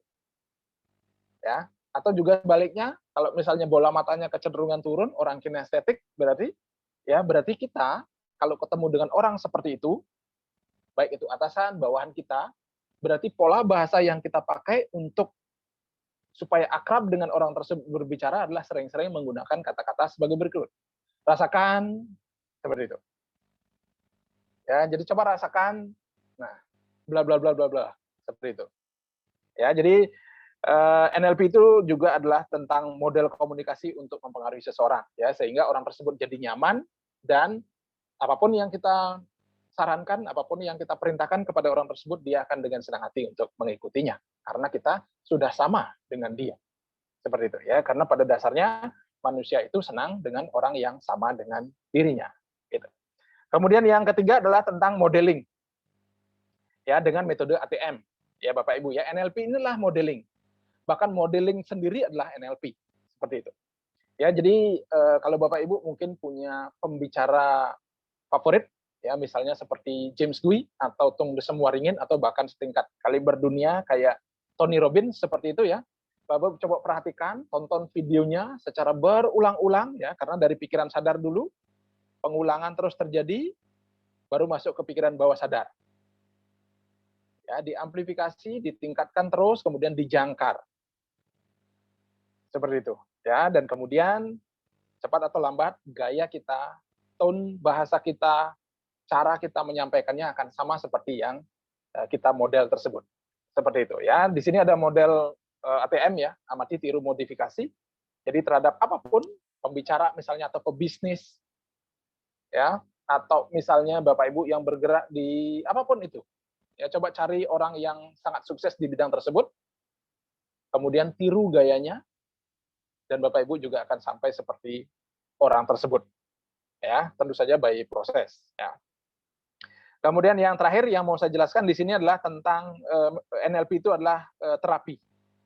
Ya, jadi Bapak Ibu sekalian, awal munculnya NLP ini oleh John Grinder dan Richard Bandler itu adalah karena terapi. Ya, karena dulu Virginia Satir namanya itu sangat hebat sekali melaksanakan terapi. Kemudian si penemu NLP dua orang ini merekam atau mewawancarai atau mengobservasi ya si Virginia Satir dan Fritz Perls itu bagaimana dia bisa melakukan terapi kok banyak sekali orang tersembuhkan daripada itu. Ya, kemudian dua orang ini mencatat, kemudian melakukan hal yang sama dan kemudian berhasil juga menterapi seseorang dengan metode atau gaya NLP seperti itu. Ya, jadi caranya bagaimana Pak? Caranya adalah dengan edit submodalitas. Ya, submodalitas itu apa? Ya, misalnya seperti kalau auditori, orang ngobrol itu kita dengar melalui telinga, kemudian di pikiran kita itu muncul sebuah simbol-simbol. Ya, kemudian simbol-simbol ini yang bisa kita edit atau kita bisa naik turunkan atau jauh dekatkan seperti itu sehingga di pikiran kita itu berubah dia. Sehingga berubah maknanya dan kemudian secara emosi misalnya ada seseorang yang trauma terhadap sesuatu gitu, misalnya trauma terhadap rasa durian gitu misalnya. Ya, rasa duriannya ini yang kita tanyakan lebih jauh kepada orang tersebut, ya seperti apa emosinya, kemudian itu yang bisa kita edit. Ya, kemudian kita bandingkan di Swiss pattern namanya, kita bandingkan terhadap sebuah atau buah yang dia sukai. Kemudian itu kita bisa perbesar, dan sesuatu yang tidak dia sukai itu kita kecilkan. Kemudian kita bisa dengan cepat gantikan itu, dan itu akan juga berpengaruh terhadap perasaan si orang tersebut, sehingga orang tersebut emosinya menjadi netral kembali, gitu. Ya, nah itu di metode terapi di NLP ini yang bisa diterapkan di metode terapi, Bapak Ibu sekalian. Kemudian next slide. Nah ini ya orang-orang yang menerapkan NLP ya di dalam kehidupannya. Ya, kalau kita lihat yang pertama dan kedua itu adalah Richard Bandler ya dan John Grinder di sebelah atas itu, di sebelah atas kiri itu adalah Richard Bandler dan John Grinder. Ini adalah penemu NLP ya pada tahun 1970-an. Mereka berdua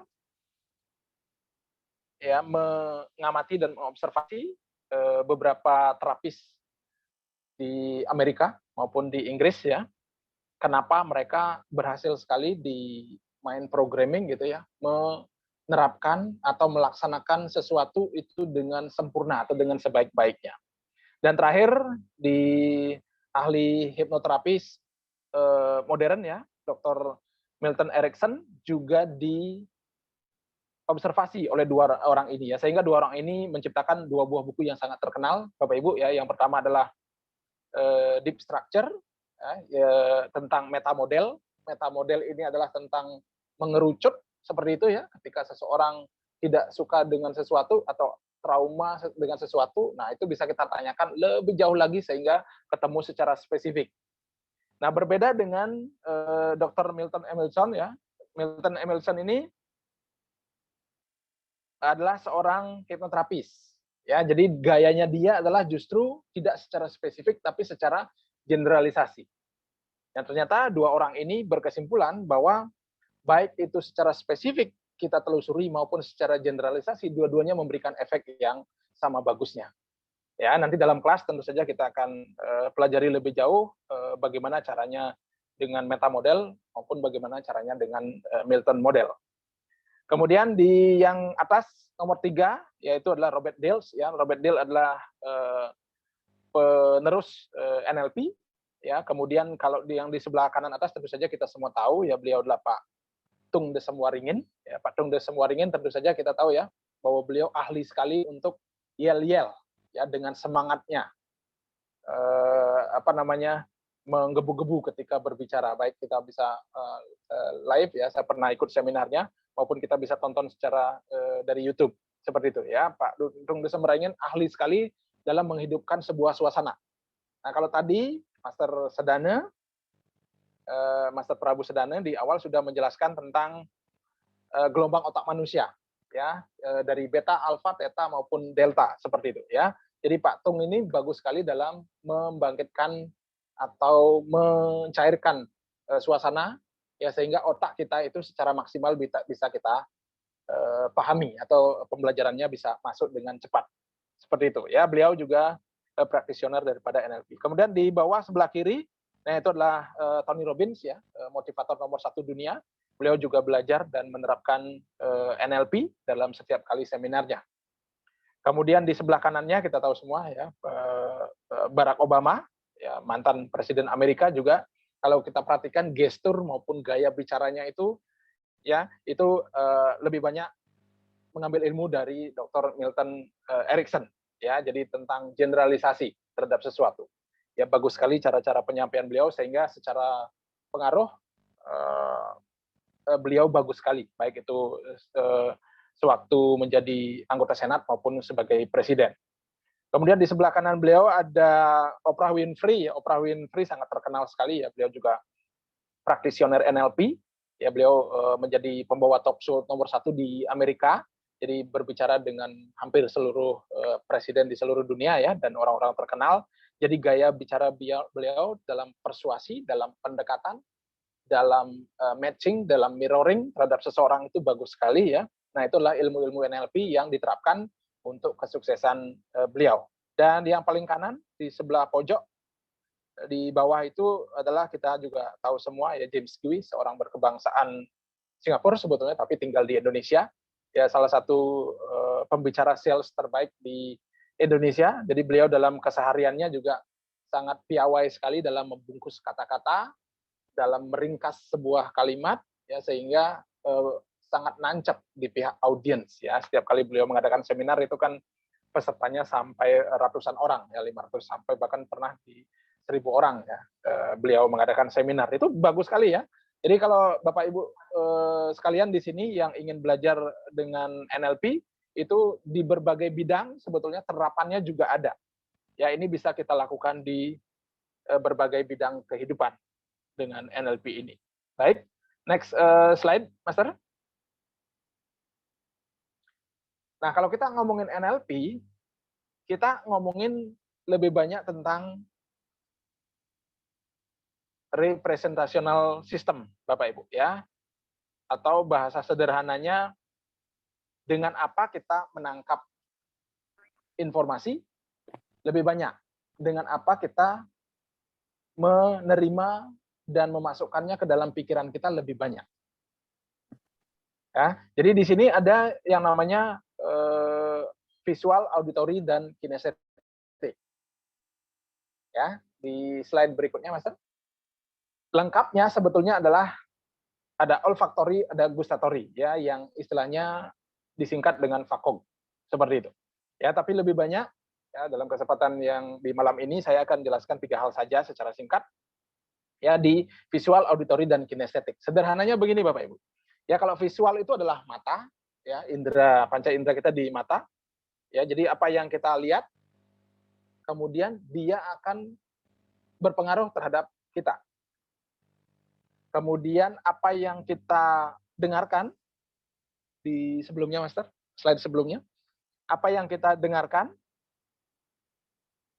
melalui telinga, ya, dalam NLP itu disebut dengan modalitas auditory. Ya, bagaimana kita mendengar sesuatu. Makanya saya pernah ada anak kecil gitu ya, yang kemudian dia trauma terhadap marah seorang bapak gitu ya, seorang orang tua, ya. Kemudian dia ketika kemudian saya tanyakan apa yang Adik ingat ketika kejadian tersebut, dia menjawab suara keras ayah saya. Oh, berarti orang ini adalah orang auditory. Ya, kemudian kita amplifikasi, kita naikkan kekhawatirannya dia, kecemasannya dia pada saat itu, kemudian baru kita bisa terapi dengan edit submodalitasnya. Ya, dengan suara-suaranya kemudian diperkecil, dengan pemahaman bahwa kejadian tersebut adalah dan sebagainya, seperti itu bisa kita lakukan. Ya, bahwa dia berarti memiliki modalitas primary adalah atau utama adalah auditory. Kemudian yang ketiga adalah modalitas kinestetik. Ya, kinestetik ini lebih kepada rasa, Bapak Ibu. Jadi kalau misalnya Bapak Ibu yang mengajar keseharian melihat audiens atau murid-murid itu tersebut adalah tipikal kinestetik, ya, yang sering ngomong rasa atau bola matanya cenderung ke bawah, itu kita libatkan sering-sering mereka ke dalam sebuah permainan atau ke dalam sebuah pembelajaran. Ya, maka pembelajaran tersebut akan nancap sekali dengan mudah ke orang tersebut, gitu caranya. Ya, jadi kita mesti pintar-pintar melihat apakah siswa atau mahasiswa kita itu adalah visual, auditory, atau kinestetik. Kemudian daripada itu, kemudian kita bisa menyesuaikan gaya mengajar kita, kalau Bapak Ibu ada di pengajaran. Nah, bagaimana kalau di rumah? Kalau di rumah Bapak Ibu misalnya punya anak yang modalitas utamanya adalah kinestetik. Ya, jadi saya sarankan kalau yang kinestetik seperti ini, Bapak Ibu sering-seringlah peluk dia, sering-seringlah dekat dengan dia, karena itu yang dia inginkan dalam kesehariannya. Ya, karena tipikalnya adalah kinestetik. Jadi dia adalah orang rasa, Bapak Ibu. Kemudian itu yang bisa saya jelaskan di representational system, ya, ada 5 sebetulnya. Yang sisanya lagi 2 adalah olfaktori dan gustatori, itu penciuman dan pengecapan, ya, di mana masing-masing juga punya kriteria khusus atau hal-hal spesifik khusus untuk menanganinya. Nah, ini berlaku bolak-balik Bapak Ibu ya. Bolak-balik maksudnya adalah ketika kita menangkap sesuatu, itu yang utama apa yang menjadi modalitas utama kita. Ya, apakah visual, auditory, atau kinestetik. Begitu juga ketika kita terhadap orang lain. Ya, terhadap orang lain, itu kita bisa menganalisa apakah orang tersebut visual, auditory, atau kinestetik. Kemudian kita bisa menyesuaikan dengan orang tersebut. Nah, itulah NLP Bapak Ibu. Ya, jadi kita yang menyesuaikan dengan orang tersebut. Ya, baik, ke slide berikutnya.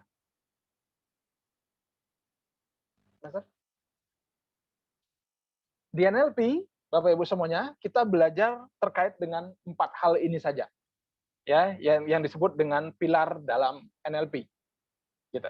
Ya, 4 pilar dalam NLP yang akan kita bahas lebih spesifik lagi dalam di kelas nanti. Ya, saya jelaskan di sini singkat saja. Yang pertama adalah memiliki tujuan. Ya, yang saya singkat di sini adalah MOMP, Bapak Ibu.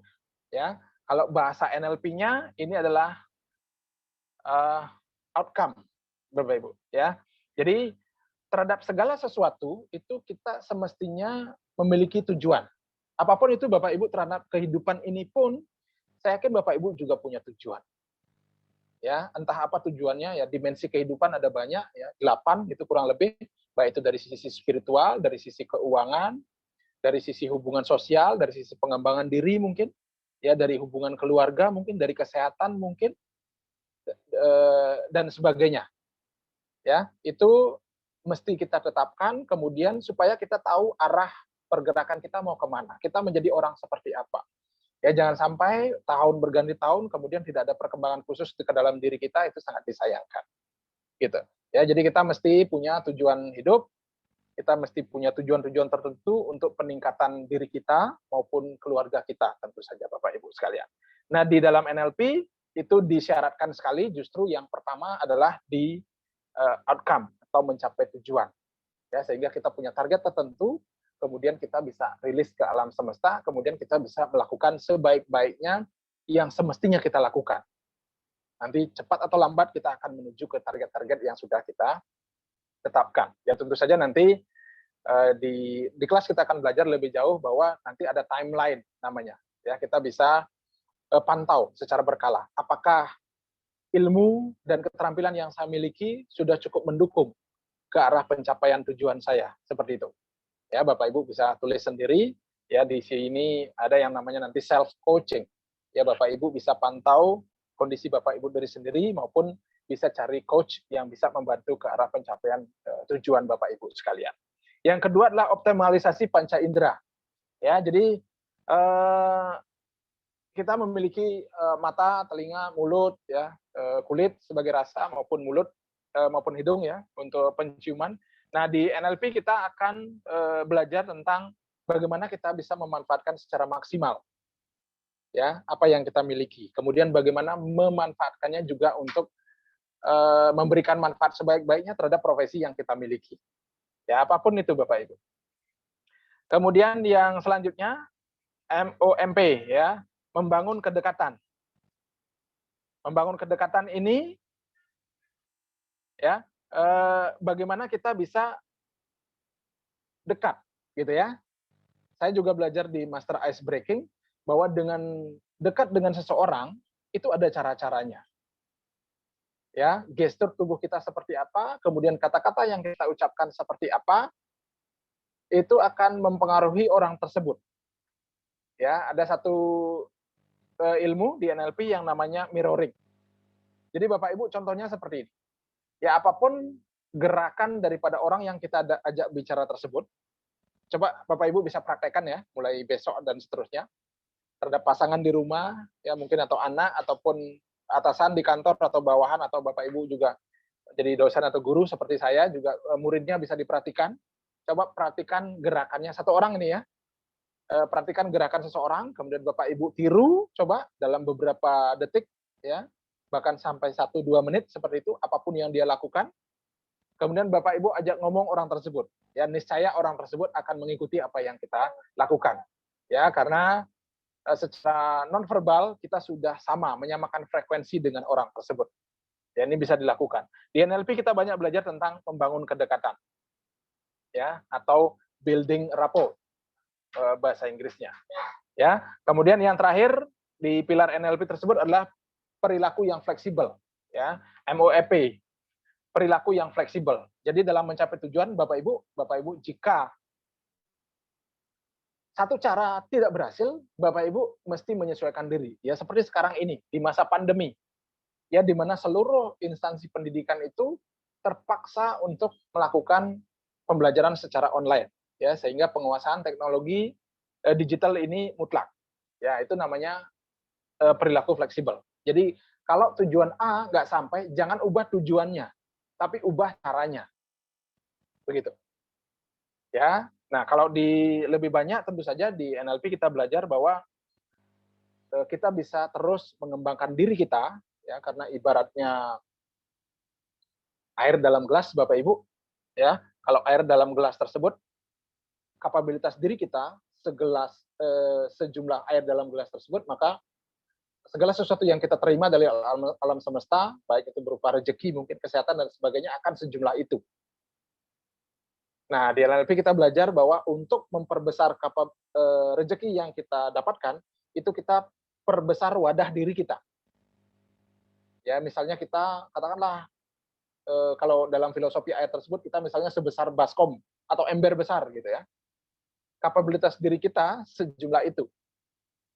Sebesar itu ya, sehingga rezeki yang kita terima nantinya juga sebesar itu gitu. Jadi kita menyediakan atau kita memantaskan diri kita melayakkan diri kita dengan memperbesar kapabilitas diri kita untuk pencapaian-pencapaian yang lebih besar. Ya, di NLP kita belajar tentang itu. Ya, jadi bagaimana perilaku kita bisa dalam keseharian itu bisa fleksibel untuk menyesuaikan supaya kita tetap berada di jalur tujuan ataupun outcome yang kita inginkan. Seperti itu. Baik, next slide. Asar. Nah, di terakhir saya akan bahas tentang presuposisi dalam NLP, ya. Nah, ini yang menarik Bapak Ibu sekalian ya. Di presuposisi dalam NLP ini ada cukup banyak yang dikembangkan oleh berbagai pakar, ya, pun sekarang di Indonesia sudah cukup banyak ya yang mengembangkan presuposisi ini. Teman-teman bisa pelajari ya di internet maupun di dalam kelas, nanti tentu saja kita akan happy sekali untuk berbagi ya. Di antaranya yang pertama adalah if one person can do something, then other people can learn to do it. Jadi jika ada, saya artikan bebas ya, jika ada seseorang yang bisa melakukan sesuatu, maka orang lain juga pasti bisa melakukannya. Gitu. Nah, ini menjadi penguat bagi kita semua, teman-teman sekalian, para pembelajar ya, bahwa ketika ada seseorang bisa melakukan sesuatu, apapun itu, kita semua, manusia semua pasti bisa melakukannya dengan cara belajar. Nah, ini menarik sekali di presuposisi dalam NLP. Ya, kalau saya munculkan di sini di gambar adalah si Richard Bandler ya sama John Grinder. Dua orang ini kemudian menjadi sangat ahli piawai dalam NLP. Nah, kita semua kalau kita mau mempelajarinya juga pasti bisa. Ahli atau piawai dalam NLP. Kan ada hukumnya itu, ilmu dalam belajar itu hukum 10.000 jam. Jadi kalau kita melakukan sesuatu, berlatih, belajar selama 10.000 jam, maka kita akan menjadi ahli di bidangnya. Gitu. Ya, jadi teman-teman semua jangan berharap dengan sekali belajar nanti teman-teman menjadi ahli, enggak. Ya, mungkin pun dalam NLP ini ya, kita bisa saja sekali belajar. Nah, sekali belajarnya itu kan untuk mendapatkan sertifikasi. Jadi kita certified practitioner NLP. Jadi kita mendedikasikan diri atau mendapat pembuktian bahwa kita sudah belajar tentang NLP, dasar-dasar atau falsafah NLP. Nah, selanjutnya esok hari dan seterusnya itu adalah masa-masa praktek, Bapak Ibu. Ya, bagaimana kita mengimplementasikan pola atau dasar-dasar ilmu NLP ini dalam kehidupan keseharian kita. Karena NLP ini mengajarkan sesuatu yang sangat bagus buat diri kita. Secara perasaan, kita tidak terlalu baper kalau misalnya ada terjadi sesuatu yang negatif, karena hal tersebut pasti terjadi dan harus terjadi, itu sudah kuasa Tuhan. Tapi yang terpenting adalah kita bisa switch atau memutar kondisi bahwa segala sesuatu itu pasti ada hikmah positif. Gitu ya. Contohnya pandemi sekarang ini. Pasti ya, dalam hal ini kan kita bisa bertemu malam ini. Jadi kalau di gambar tersebut yang ketiga itu ada namanya Pak Afifi Arka ya. Beliau adalah ketua perkumpulan komunitas hipnosis Indonesia. Ya, beliau dari Surabaya, tinggal di Mataram. Ya, beliau adalah ketua PKHI Indonesia, Bapak Ibu ya. Salah satu guru saya juga di hipnotis. Jadi saya juga salah satunya ingin belajar hipnosis supaya bisa ahli seperti beliau. Ya, jadi beliau piawai sekali dalam melaksanakan maupun praktek-praktek hipnosis untuk kebermanfaatan individu maupun orang banyak. Kemudian di sebelah kanan beliau, ya ini kalau tadi Pak Afifi Arka adalah Ketua PKHI Indonesia, kalau di sebelah kanan beliau adalah Master Lanang Agung Ananda atau Master Lan Ananda, ya sangat terkenal sekali. Beliau adalah Ketua PKHI Bali, ya beliau adalah Ketua Perkumpulan Komunitas Hipnosis Bali. Beliau juga sangat energik dan piawai sekali dalam praktek-praktek ilmu hipnosis, ya sehingga saya berkaca bahwa beliau yang piawai melakukan itu, kemudian kalau saya juga bisa belajar atau teman-teman lain juga bisa belajar, maka niscaya kita semua akan bisa seperti orang-orang ini, gitu ya, di bidang masing-masing tentu saja. Ya, itu presupposisi yang pertama. Ya, ada dua lagi Bapak Ibu. Next slide, Master. Presupposisi yang kedua adalah there is no failure, only feedback. Ya, jadi sebetulnya di dunia ini, Bapak Ibu sekalian, yaitu tidak ada yang namanya kegagalan. Ya, yang ada adalah sebetulnya adalah umpan balik. Ya, jadi bahwa kita apapun yang kita lakukan, asalkan kita punya tujuan, Bapak Ibu, asalkan kita terus melakukannya, maka kita akan sampai pada tujuan tersebut. Banyak orang tidak mencapai tujuannya karena di tengah jalan sudah menyerah. Ya, dalam proses presupposisi NLP dijelaskan there is no failure, only feedback. Jadi nggak ada yang namanya kegagalan. Yang ada sebenarnya adalah orang yang berhenti terlalu cepat, gitu. Jadi sebetulnya kegagalan-kegagalan yang kita alami itu sebetulnya adalah sebuah umpan balik atau sebuah pembelajaran. Gitu dia. Ya, kalau kita implementasikan dalam kehidupan kita, segala macam hal negatif atau hal yang tidak bagus terjadi ke dalam diri kita, itu adalah sebuah pembelajaran yang bagus sekali buat diri kita. Begitu juga ketika Bapak Ibu sekalian ketemu dengan orang-orang negatif. Jangan membenci. Ya, jangan menjadi negatif gara-gara orang lain yang negatif. Nah, inilah pentingnya kita belajar NLP. Ya, bahwa kita bisa menata suasana perasaan kita meskipun orang lain bersikap seperti apa. Ya, karena kalau dia negatif itu urusannya dia sama karmanya dia sama Tuhan. Kemudian kalau kita menjadi negatif berarti kita juga menjadi karma negatif buat diri kita. Buat apa? Keliru Bapak Ibu ya. Jadi kita bisa orang-orang negatif itu kasihan sebetulnya dia. Ya, tentunya dia adalah orang yang tidak bahagia. Gitu. Baik, di sini saya ilustrasikan seperti kita tahu sendiri ya, gambar siapa ini adalah Kolonel Sanders ya.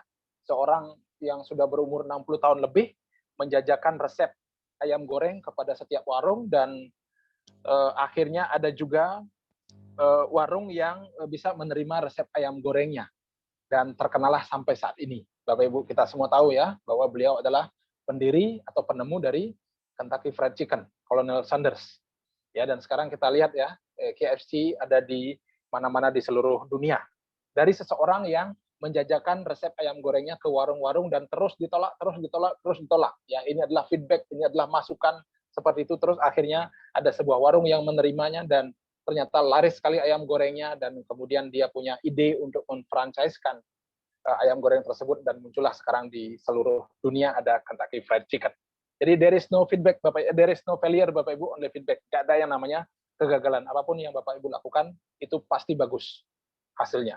Ya, kalau bertumbuh bagus, kalau tidak bertumbuh adalah pembelajaran. Itu dia. Baik, slide selanjutnya terakhir Bapak Ibu. Ya. Presuposisi yang selanjutnya adalah there must be positive intention in every behavior. Ya, jadi saya ilustrasikan di sini atau saya terjemahkan bebas ya. Pasti ada sesuatu hal positif di setiap perilaku, Bapak Ibu. Jadi sebetulnya kita semua manusia ini dilahirkan untuk sebuah tujuan yang bagus sekali. Ya, sekali lagi karena pendidikan, karena lingkungan terutama itu membentuk ya. Karena manusia ini sebetulnya 10% adalah bakat, 90% sisanya adalah tentang lingkungan. Seperti itu. Ya, saya contohkan di sini kenapa ada gambar kupu-kupu, Bapak Ibu ya. Saya pernah ada salah satu teman saya dari Karangasem itu ya, orangnya gede besar gitu ya, tapi dia trauma sama kupu-kupu, Bapak Ibu. Bisa bayangkan? Ternyata begitu saya tanyakan ya, dulu ketika kecil ada ketika dia naik motor itu ya, SMP kalau nggak salah, dia naik motor ada pakai helm, ada kupu-kupu yang masuk ke helmnya dan dia kaget luar biasa. Nah, itu sudah masuk ke pikiran bawah sadar Bapak Ibu. Kaget luar biasa dan kemudian dia trauma sampai sekarang. Ya kemarin ketika kita edit submodalitasnya, sebuah gambar kupu-kupu, ini kupu-kupu kan lucu ya, gitu ya. Kalau misalnya kita berpikir ini kan binatang yang kecil sekali, jadi apa susahnya kita untuk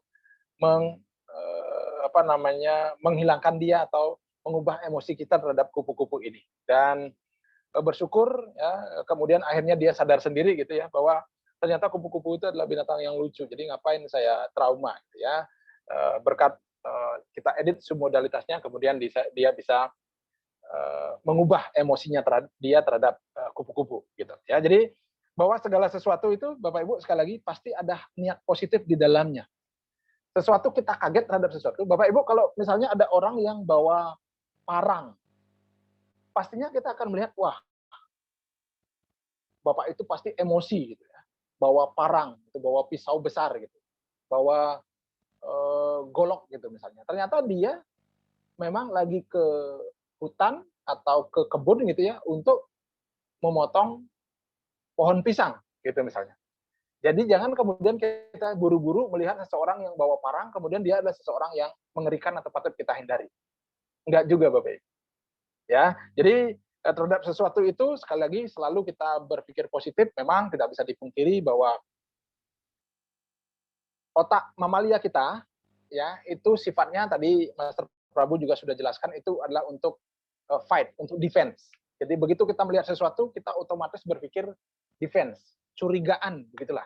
Tapi jangan lama-lama itu dipelihara Bapak Ibu ya, langsung kita positifin pikiran kita bahwa apa sebetulnya orang ini. Ya, kita vibrasinya biar positif, biar bagus gitu ya. Hal apa yang kita bisa doakan, hal apa yang kita bisa baikkan kalau kita misalnya bertemu dengan orang lain.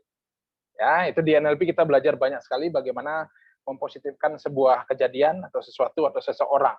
Seperti itu ya. Sekali lagi, preposisi yang terakhir yang bisa saya jelaskan di sini adalah there must be positive intention in every behavior. Setiap perilaku seseorang itu pasti ada hal positif di dalamnya.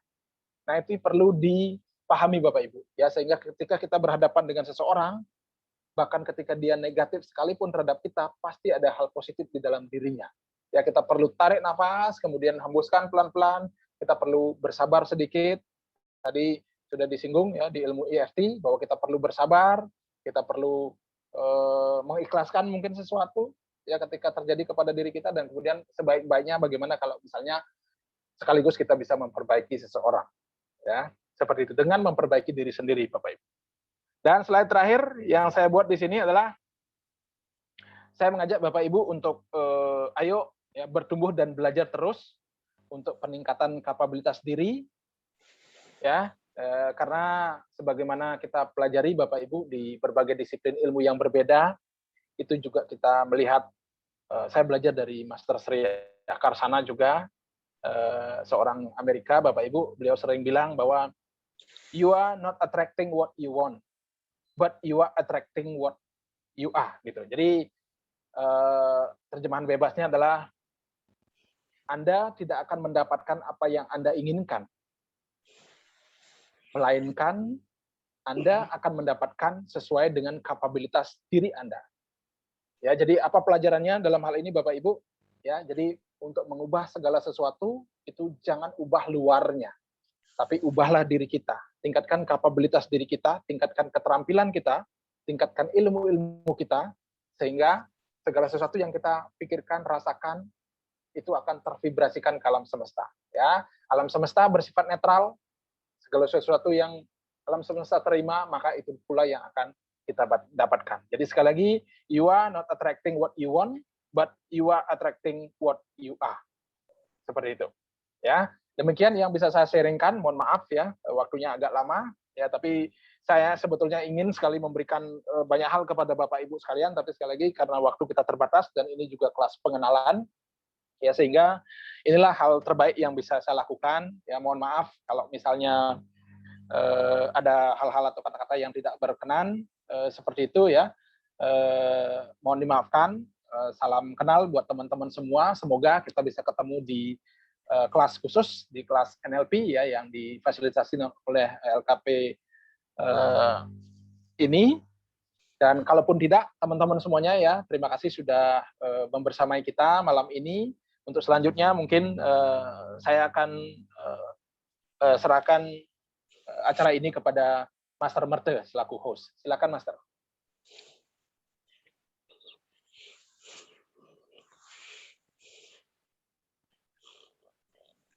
Oke, baik. Terima kasih, sangat luar biasa Master Bobby sudah membawakan pengenalan tentang program NLP, Neuro Linguistic Programming, yang sudah menjadi salah satu dari 10 program main teknologi di LKP Amarta Bakti. Nah, sekarang kita akan buka sesi tanya jawab, baik itu secara NLP yang sudah kita ikuti barusan ataupun EFT yang sudah disampaikan di sesi pertama.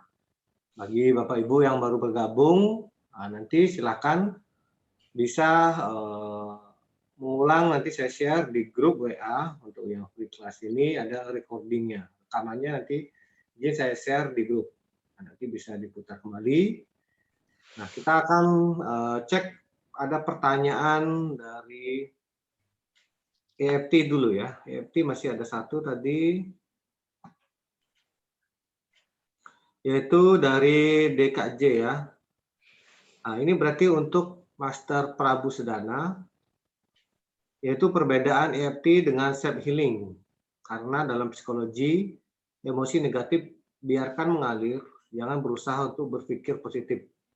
Justru jika seperti itu, pikiran negatif akan sangat lama menghilangkannya. Proses stress management dalam psikologi dan tahap selaraskan emosi atau emotion focus. Nah, jika sudah turun baru bisa normal, dilanjutkan dengan mikir positif. Karena semua hal tidak berlaku selamanya. Oke, sedih, marah, bahagia, dan lain-lain. Nikmati saja, karena hal itu pasti ada di dalam pikiran makhluk. Oke, mungkin tanggapan dari Master Prabu, silakan. Terima kasih untuk pertanyaannya, luar biasa sekali. Seperti di awal saya jelaskan bahwa EFT itu adalah tool, adalah alat. Jadi di EFT juga ada cara untuk mengatasi bagaimana kita melepas emosi, bagaimana kita menetralkan kembali energi yang tidak selaras. Jadi kalau tadi pertanyaannya hubungannya dengan apa, itu masing-masing ilmu itu berbeda cara penanganannya. Di EFT, di Holistic Emotional Freedom Technique juga ada cara yang berbeda untuk menangani. Saat kita terlalu sedih atau terlalu bahagia, itu ada cara untuk menanganinya. Jadi di kelas nanti dijelaskan tentang pohon faktor. Apa yang menyebabkan kejadian itu terjadi. Jadi bisa dijawab nanti dengan metode 5W1H itu. Seperti itu, Master, silakan. Oke, baik. Untuk Kak Je, sudah cukup atau ada yang ingin ditanggapi? Silakan.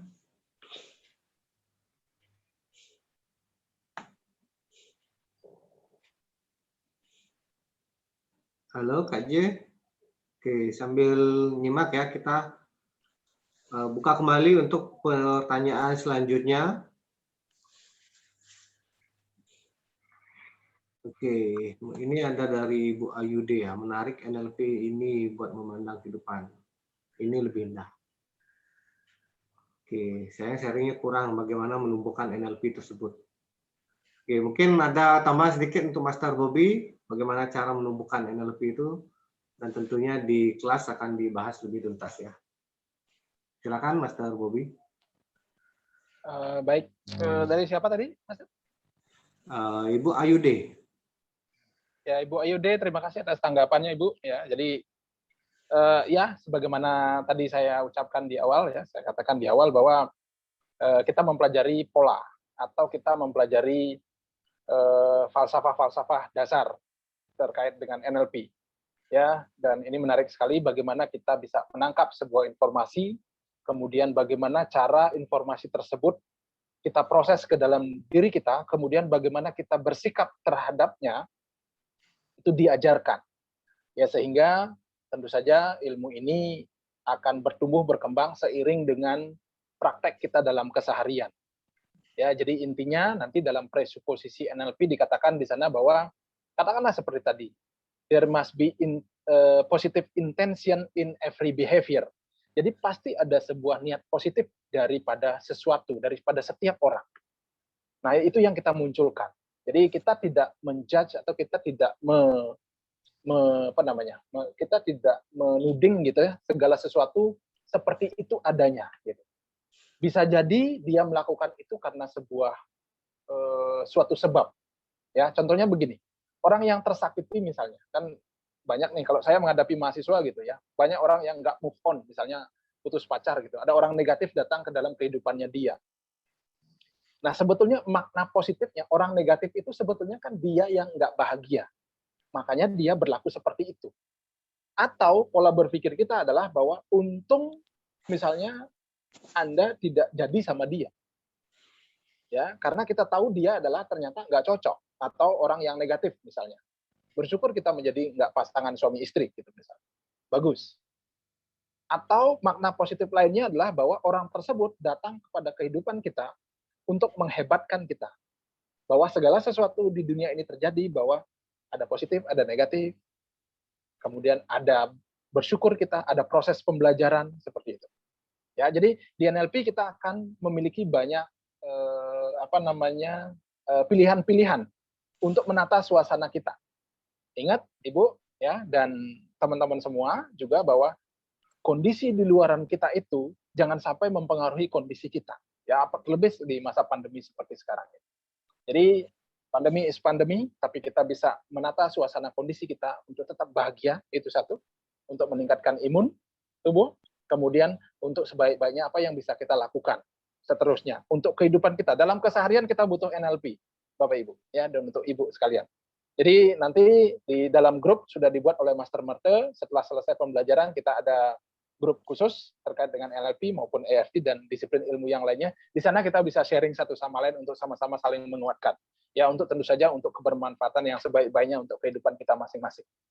Ya, demikian. Mohon maaf agak panjang. Semoga bisa dipahami. Silakan. Oke, demikian Bu Ayude, mungkin ada sudah cukup atau ada tanggapan lainnya, silakan. Sementara cukup. Oke, terima kasih. Oke, ini ada tanggapan lagi dari DKJ. Nah, ini mungkin ke NLP ya. Ketika saya kelola stres dengan sentuhan memeluk diri sendiri, menyadari pikiran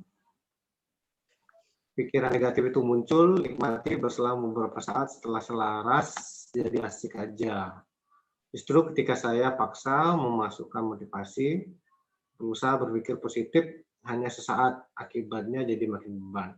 Saya lakukan hal ini ke orang lain, hasilnya bagus. Metode yang saya pakai, butut api, X101 version, 101.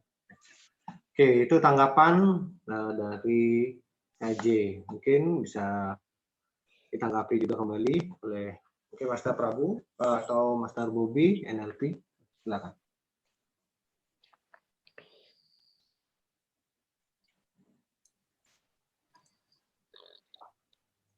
Baik, Master. Terima kasih untuk tanggapan dari DKJ. Itu kalau saat dia melakukan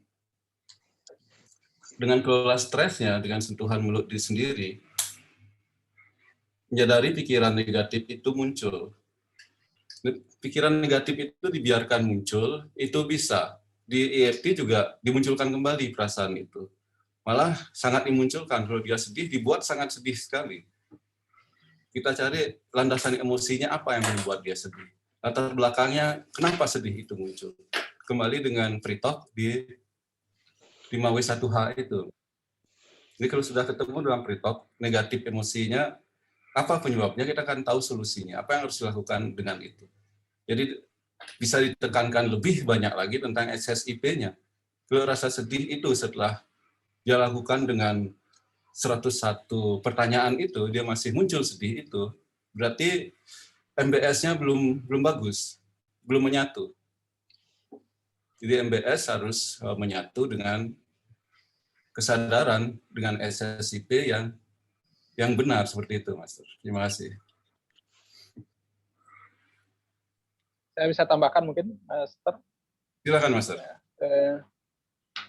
Terkait dengan pertanyaan tadi, jadi memang demikian adanya. Jadi ketika kemudian pola pikir kita kan itu sedemikian rupa sudah terbentuk, ya sedemikian tebal adanya.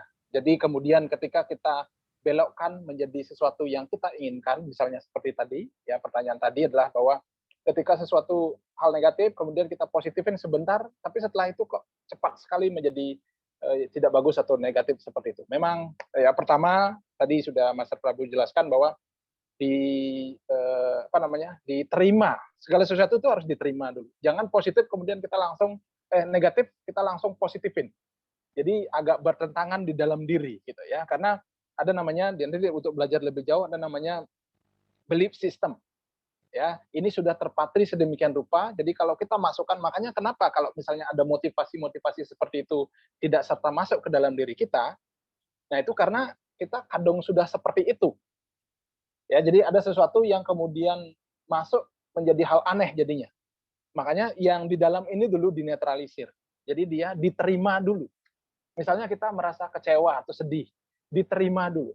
Oh, gitu. Diterima dulu. Ya, nanti metode SSIP ya menarik sekali di kelas EFT itu oleh Master Prabu Sedana akan dijawab lebih banyak. Ya, saya hanya menguatkan itu saja ya bahwa segala sesuatu tidak serta-merta kita lawan seperti itu, tapi kita terima dulu. Oh begini gitu ya, kemudian kita bahas bareng. Nah itu namanya pendewasaan seperti itu ya. Terima kasih, silakan. Oke, baik, terima kasih, sangat luar biasa. Mungkin dari DHJ-nya mungkin ada respon atau masukan kembali. Kita masih buka juga pertanyaan yang lain, mungkin sampai 1-2 pertanyaan ke depan. Dan masih yang belum masuk ke grup kelas gratis dan info-info baik kelas terapan maupun kelas profesi, silakan bisa di yang tadi saya share di kontak itu. Oke, jika sudah tidak ada pertanyaan, mungkin kita pakai untuk foto bersama ya, sesi foto bersama. Yang memungkinkan untuk buka kameranya silakan, kita akan screenshot. Ini satu layar, silakan di-on-kan. Oke, masih ada yang bisa di-on-kan, silakan kita foto bersama. Dihitung, Master. Ya, baik. Masih yang lain, masih ada yang ingin buka kamera, silakan. Terima kasih sudah dijawab. Itu artinya bisa disimpulkan bahwa nikmati saja, mungkin begitu. Ya, oke. Terima kasih untuk KJ-nya. Pasti awalnya bukan mengubah pikiran negatif jadi positif. Oke, baik. Ya, sekarang kita foto bersama ya. Ada lagi yang masih bisa buka ininya, kameranya? Silakan. Oke, ada Mas Dwi Saputra belum, kemudian Mbak Siti, Hawa, kemudian Pak Gede Negara, Agus Eka, Pak Budi Soni, dan Bayu D ya. Sekarang saya hitung ya. Hitungan 3 saya screenshot. Oke. Kita kompeten ya sama-sama ya. Oke ya, jadi checklist. Nah, checklist ke atas, checklist. Oke, 1.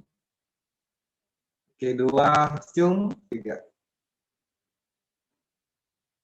Oke. Terima kasih banyak. Terima kasih juga. Terima kasih kembali. Terima kasih, Master. Terima kasih. Oke, saya save fotonya dulu. Sebelum kita tutup ya.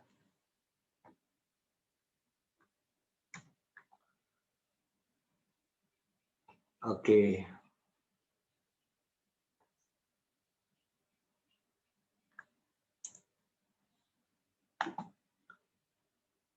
Baik, Bapak Ibu semuanya, saya mewakili LKP Amara Bakti dan para master malam hari ini yang sudah membagikan EFT untuk pengenalan dan NLP. Kemudian kita ada agenda minggu depan adalah untuk kelas numerologi, saya juga akan share infonya di grup, kemudian bisa ikuti kembali. Dan untuk kelas profesinya kita akan infokan kembali untuk jadwal, flyer, termasuk tadi ada pertanyaan untuk biaya dan sebagainya.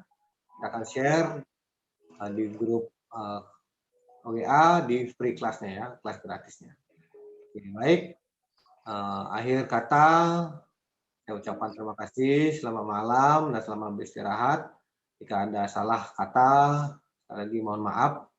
Dan sampai jumpa di kelas profesi selanjutnya dan kelas-kelas terapan maupun kelas gratis lainnya. Selamat malam. Om Santi Santi Om. Wassalamualaikum warahmatullahi wabarakatuh. Terima kasih. Selamat malam semua. Terima kasih sudah hadir. Sampai jumpa di kelas.